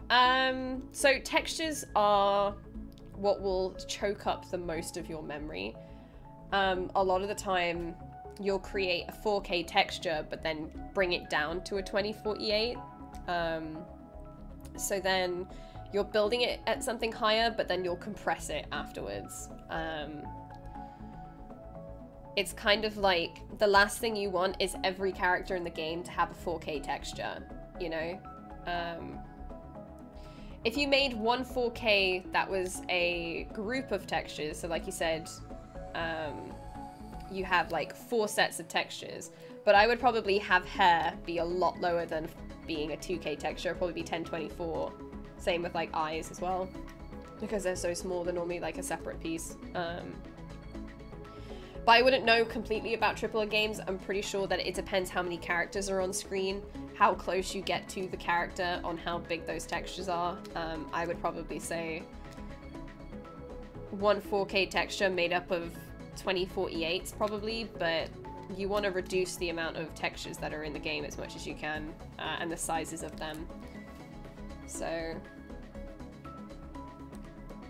But textures, normally, whenever we came into a problem with our mobile game about memory, it was always textures. I think most of our textures now are like 256 max. Otherwise, it chokes up the game.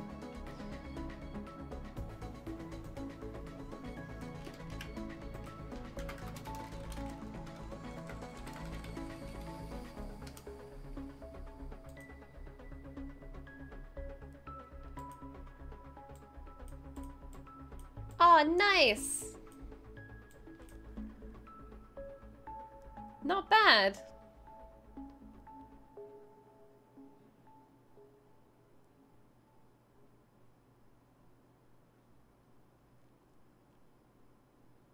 Yeah, I really like working in this modular way. I never used to do it, but now I think it's really helpful.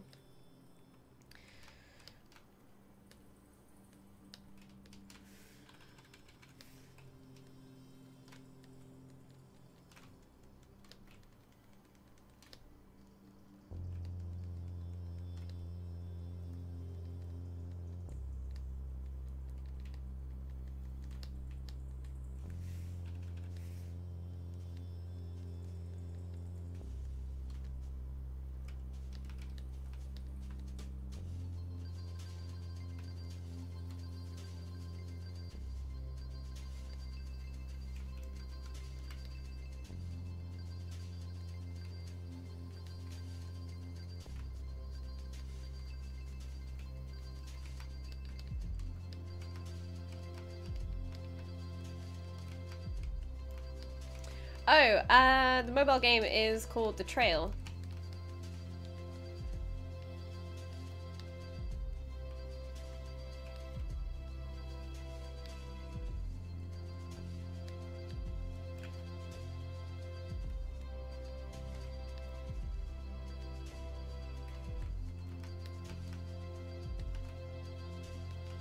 I need to make it a lot thinner because it's quite bulky.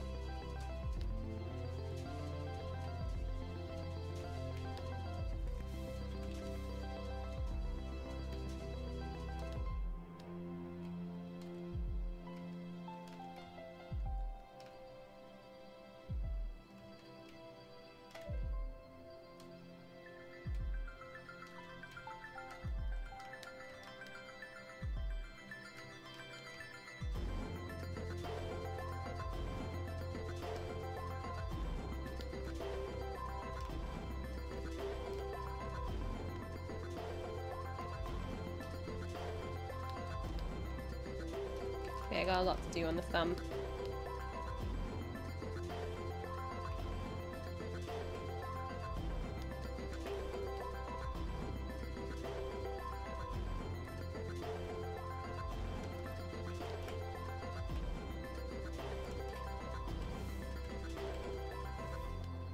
It's like this knuckle joint should be like a lot lower.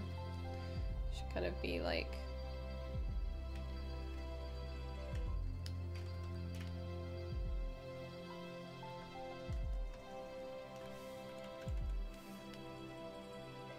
Oops.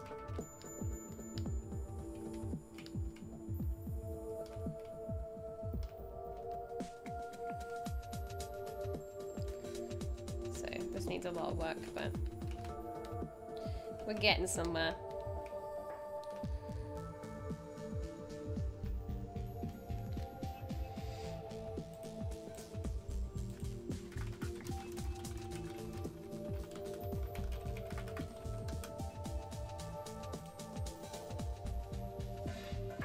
I always saw the head in one map, but the body in like 4 example Paragon characters are always a full body in front of the camera.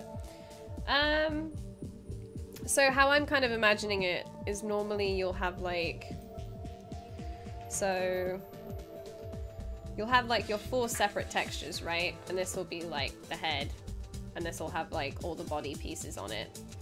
And then this would be, say, the hair and the eye.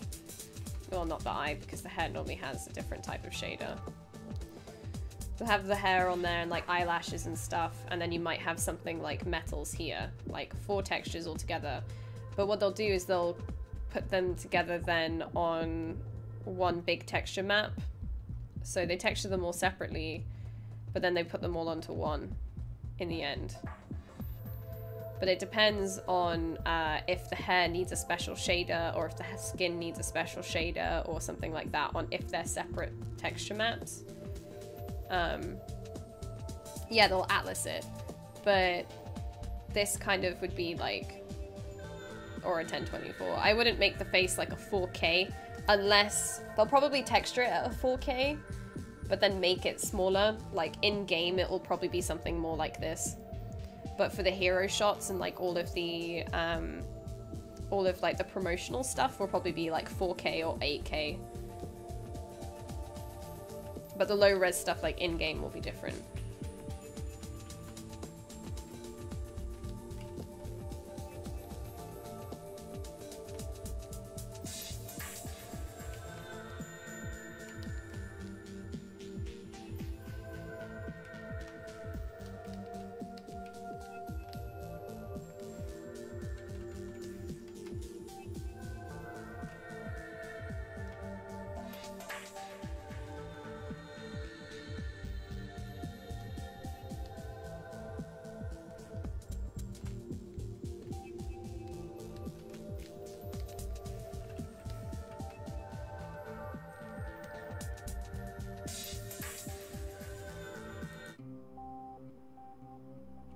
keep wondering if it keeps playing that song over and over again. Every time I look over, it's that song.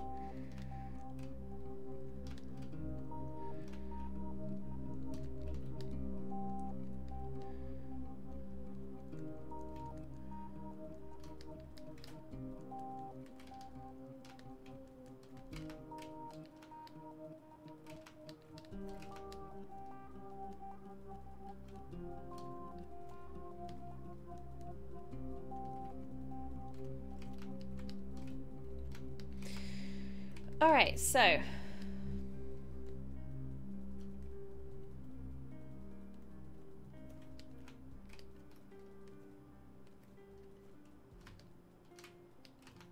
let's get rid of these, but let's do it a little bit lower down than I was before.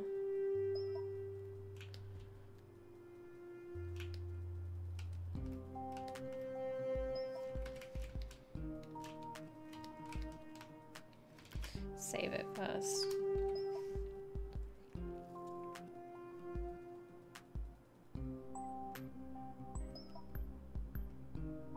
Oh my god, not the hands, so tough.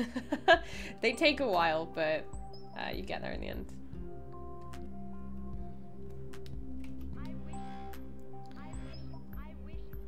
So,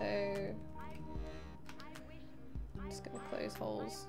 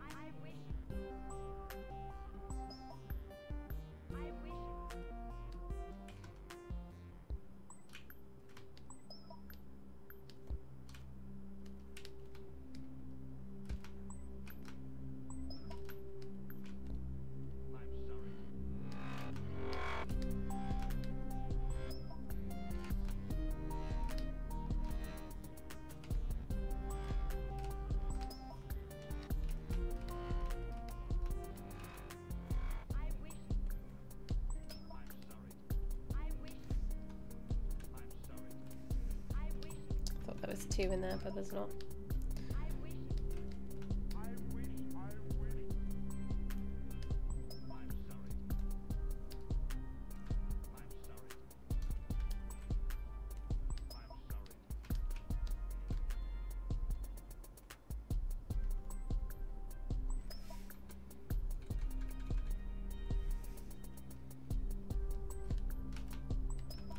Right, so I'm going to Dynamesh those together, but I'll do it after the stream because Dynamesh ends up crashing OBS sometimes. Just because it takes so long. But yeah, I'll Dynamesh those afterwards and get them finished, but...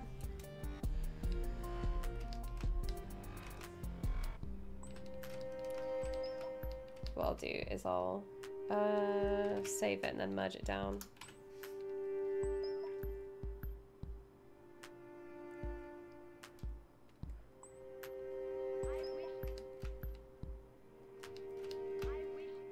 Then we will... oh, 1 minute, let's turn off the taskbar.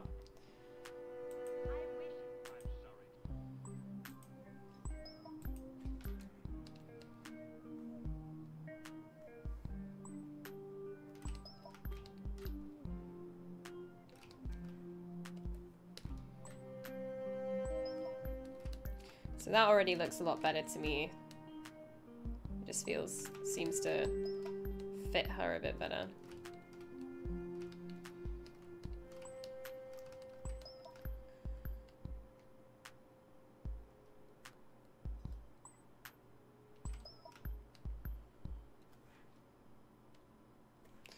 So I think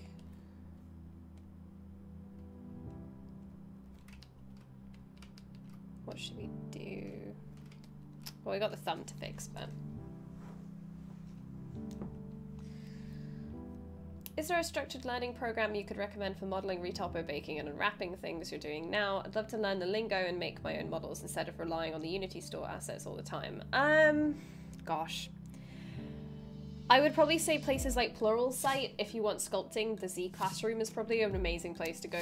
Like, it's just full of resources. But to be honest, because I learned at university, and the way that I learned was just by, I kind of had like a structure that they created for me. Trying to like get rid of the weird point that was going on in there, but they kind of like created the structure for me and gave me that base, so I never had like a place online that I went to learn those things. That was something I kind of already had by that point, but I think Pluralsight, whenever I wanted to learn something new, has always been like a great place to go. And then the Z Classroom if I have anything I need to learn about ZBrush, but yeah, I wouldn't really know. Unless somebody else in the chat has learnt like purely online, they can probably help you, but I still did go to university, they still gave me that base, so.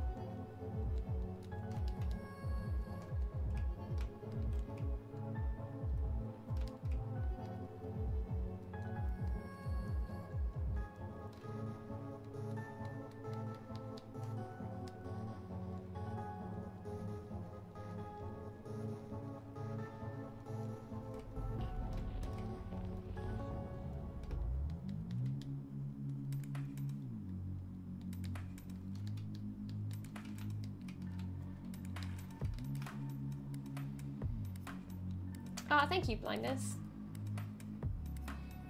Who else could have been working on something yet or watching this instead? Ambrioa, you should be doing something. Actually, don't. Hang out with me instead.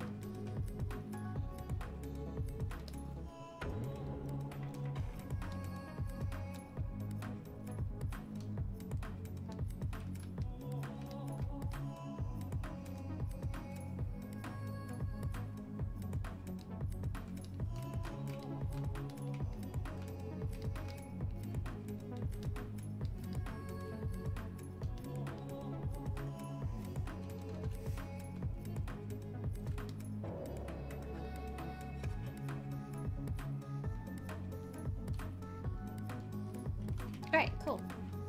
Time's it. 25 minutes. So I've talked about this a little bit over the stream, but for if anybody's new and they've just tuned in, next week I want to do a kind of character demo where we're just going to sculpt, oops, don't have symmetry on for that, where we're just going to sculpt some stuff like ears, mouths, eyes. We're going to talk about how, what the core forms are for those, how you can change them for different types of characters, but what forms we have to keep to ground it in real life. So we have an option of like eyes, mouths, ears, nose. We're going to do some sculpting demos next week. If you'd like to vote on what you would like us to cover, go to the straw poll link I just posted, and then at the end of the stream I'll say which one we're going to do.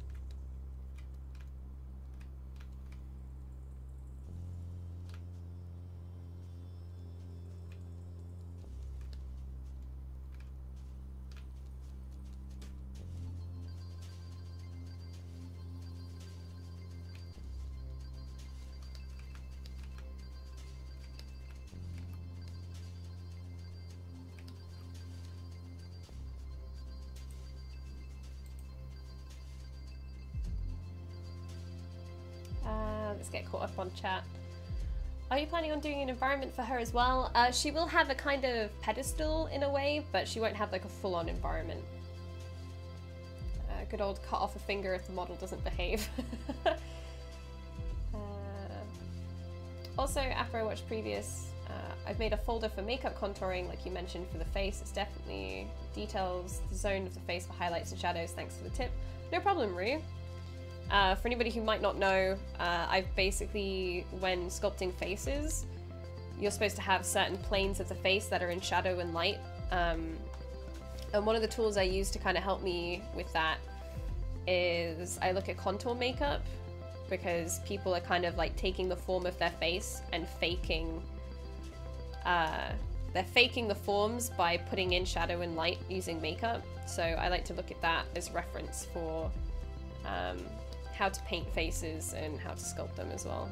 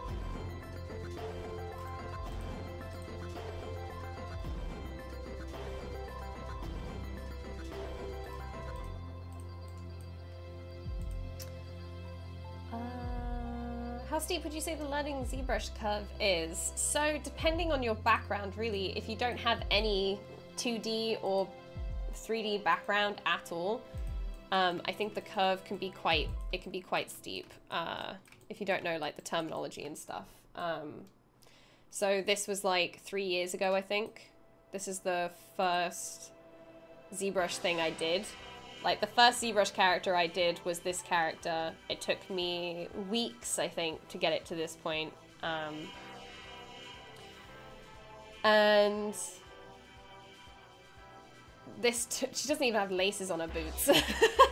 Like, she was my first character in ZBrush, and this was like two and a half years ago, maybe 3 years ago now.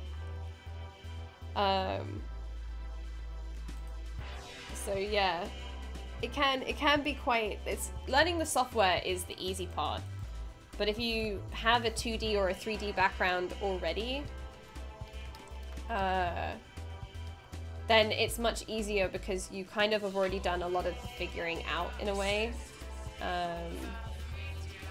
Because I studied anatomy and I studied character design in 2D first, when it came to doing it in 3D, I already had a lot of that knowledge, but if you don't have any of that yet, and then you're jumping into 3D, it can be quite difficult to visualize the stuff on a 3D plane if you can't already do it in 2D. But it's not saying that you can't do it, obviously.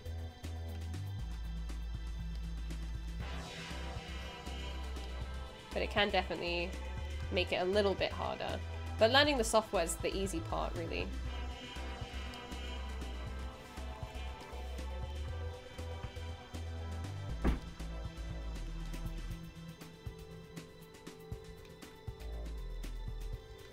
It's the years it takes to get to this point, really, I guess. That's, sticking through that is the hard part.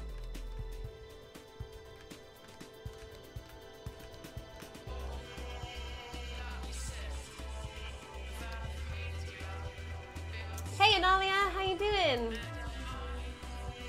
That character looks like you. Get out of here, it does not.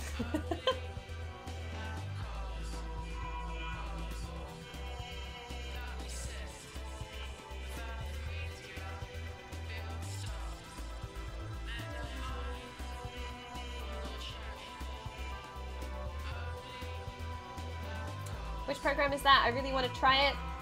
Mgults, if you want to try ZBrush, there is a free trial and it is available just below this video. If you like scroll down right there, there's a free ZBrush free trial that's 45 days. You can also get Sculptress, which is free, or you can get ZBrush Core, which is cheaper. It's more for like a hobbyist, or if you want to learn ZBrush, it's a good place to go. But yeah, I say go for it. I don't think I could, I'm not quite sure what my work would be without ZBrush. Like, I don't think I would enjoy 3D quite as much without it, really, to be honest. I'm using damn standard, aren't I? Yeah.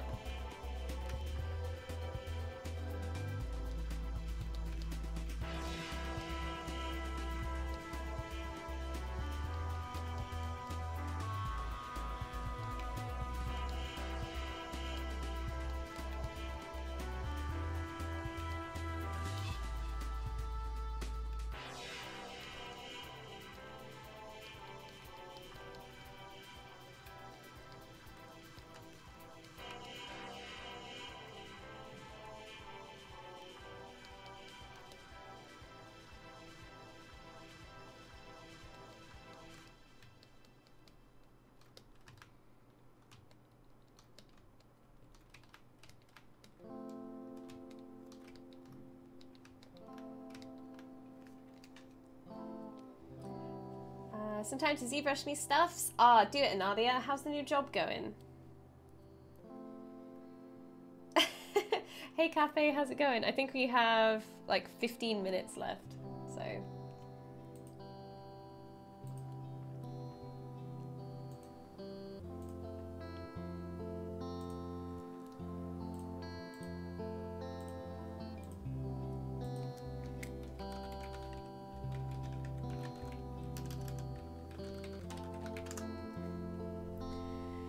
Have you ever considered using photogrammetry to import HD models of your own hands to get a base model to work off? You could, James. I mean, I have scans of other people's hands, but scans aren't that good yet. They're still very messy. You'd spend a lot of time cleaning them up. And then just because it's my hand and it means it's realistic doesn't mean that it's ideal. So what you kind of like end up having is, I have a hand that looks like my hand, but my hands are a bit short. They're not like the best looking hands, I guess, for like stuff like characters. So you end up, when you sculpt characters, you sculpt the ideal, really. So I'd much rather like sculpt my own, learn how to sculpt it, create a base mesh from my own, than do it from like a scan.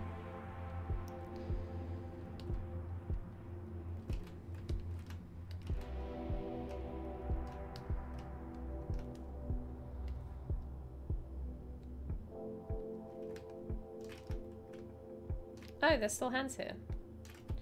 I should delete those.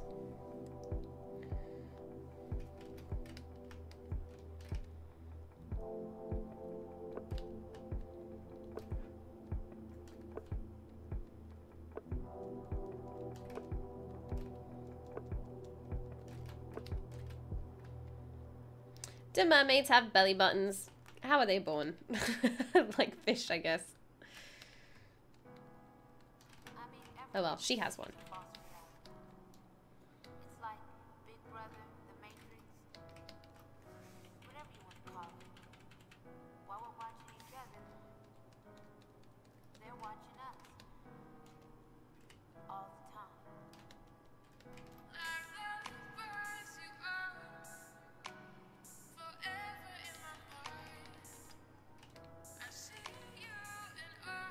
Okay, so I wonder if I can start getting some of her scales off.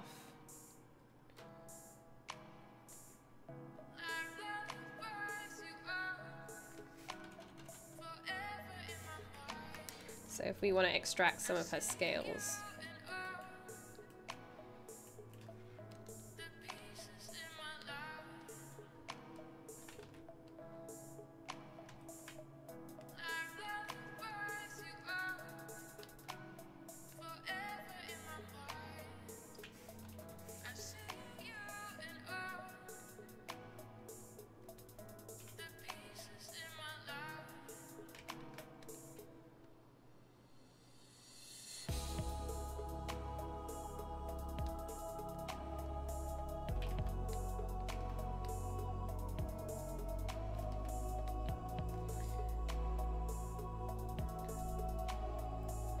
What have you worked on today? Today we've done hands, so we've gotten some, we've fixed up the hands a bit. I still have to do the thumbs, but I'm much happier with the way that these look now. I wonder if, I don't think I have a picture of how these used to look, but nothing like this. Maybe somewhere there's a screenshot of how these used to look, but I remember that I hated them, so I probably didn't do one. But yeah, we worked on hands today mostly, like last week.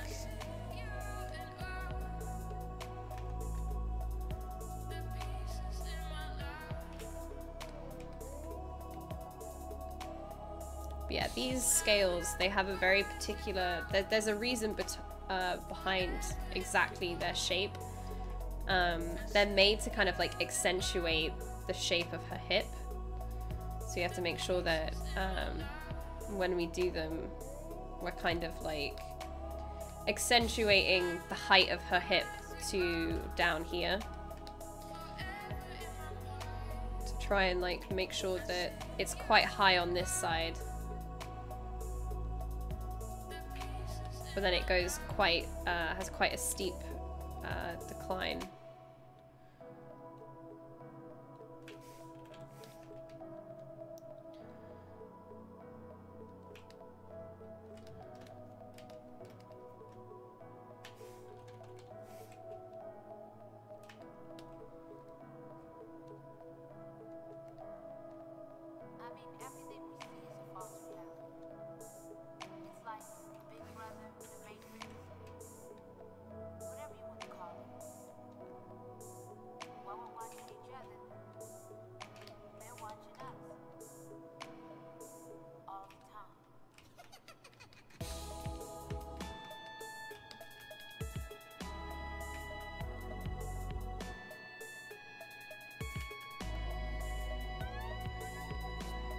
See collarbones.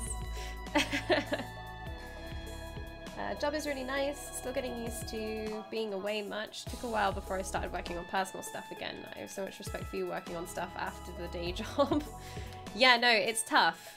But I make the time for it. If I didn't, I think I would go a little bit insane if I didn't make the time for personal work.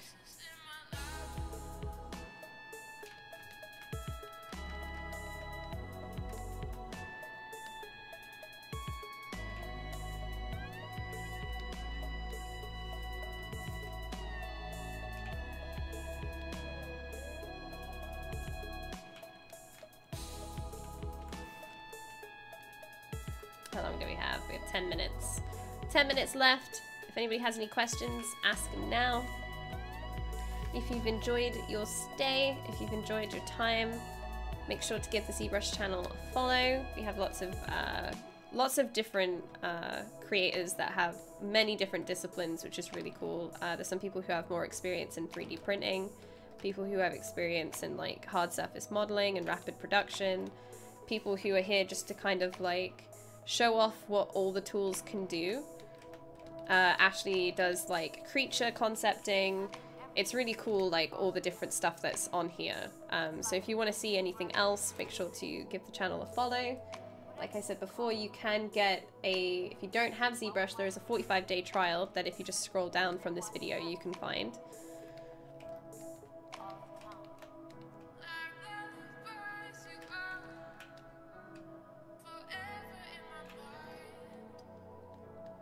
So you can give that a download. If you want to follow me on my channel, it's at UnicornDev. I'm working on a different project right now, which is like, this one is only ZBrush exclusive. So I'm working on a different project called Gully, which is a collaboration between me and a friend of mine called Mario Manzanares. It's really fun, so if you want to check that out, that's where you can find it. I now have a Facebook page, which is just Shayleen for Hulbert Art, and then Twitter and Instagram is Unicorn Dev Games. If you want to follow, you can see some more of my stuff. If she's part mammal like a dolphin, then she would be born with a placenta belly button. Nice! She has a belly button. Confirmed. I was thinking about how to make a concept of a mermaid realistic. The idea is that she's actually human, but her tail is some kind of underwater seaweed moss, which would cover the drowned girl and form a tail binding both legs together. Yeah, that would be cool, Belfro. That would sound creepy as hell. I would love that.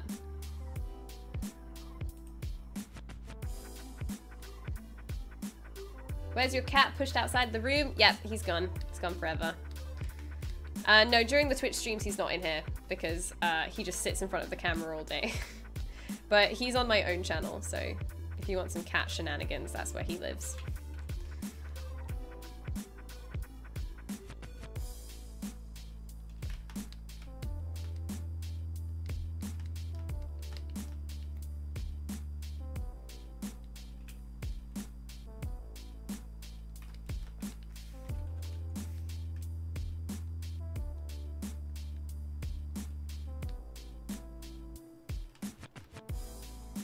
Bye, Imaginator. Thank you so much for coming.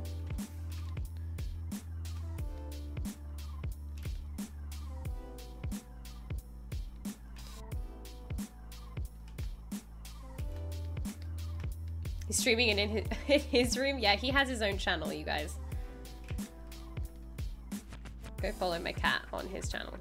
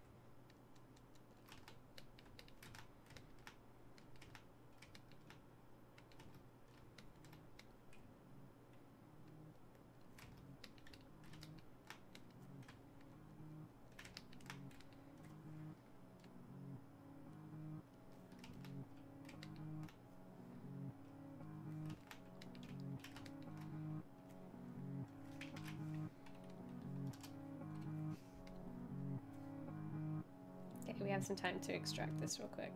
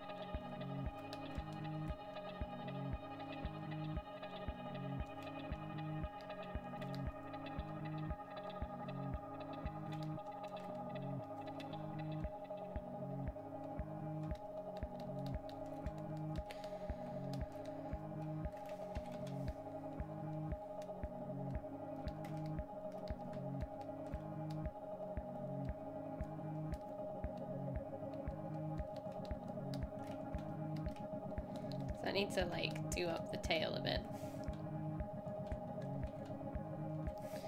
Because it's just a big blob right now.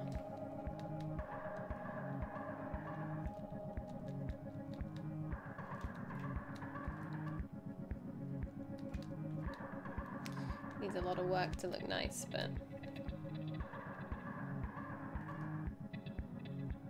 we'll probably get rid of these now.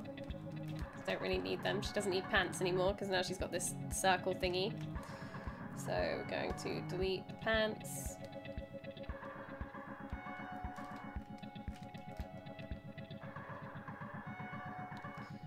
And apparently we have 2 sets of arms. Oh yeah, because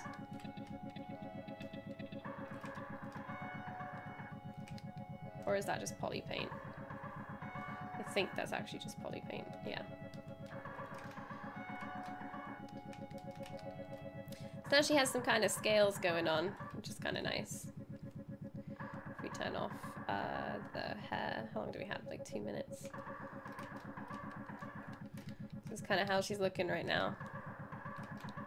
With all the scalies. Put her in perspective.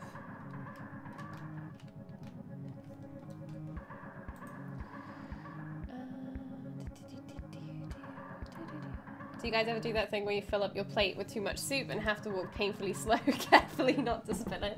All the time, but with coffee instead. Checking out as well, gonna have to watch The Fate of the Furious later by Ambrio. Thank you so much for coming. Hey Scravette, how are you today? Do you have a method to check the silhouette in ZBrush? Do you use the black or white color to check the silhouette? Yep, so I just hold down, is it Control? So if you hold down Shift and click on this little paintbrush, it removes all of the poly paint. It doesn't remove it, but it just makes it not visible. And then I just set it to black and check it this way.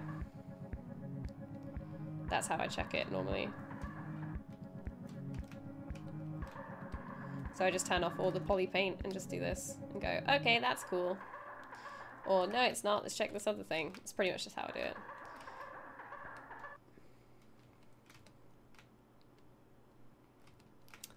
Yeah, that's it, pretty much. I'm gonna call it a day.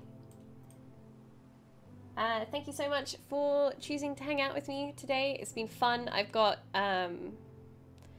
Before the stream, I got a bit stressed out about the hands because I was like, what's wrong with them? I don't know. And I got freaked out, but I think we got a decent amount done today. We've only got like the thumb to fix, and then I'll Dynamesh everything together. Do a polish pass like on the arms and stuff because there isn't really any arm anatomy or shape or form or anything. So thank you so much for being with us today. Make sure to give the Pixelogic channel a follow. Tomorrow we have Pierre, who's going to be creating... oh, is he doing something different? Before, Pierre was doing a fan art sculpt from Nia, but it says here it's sci-fi characters, so that's at 10 AM Pacific time, if you guys want to check that out. Thank you so much for being with us today, and I will see you guys next week. Okay, bye!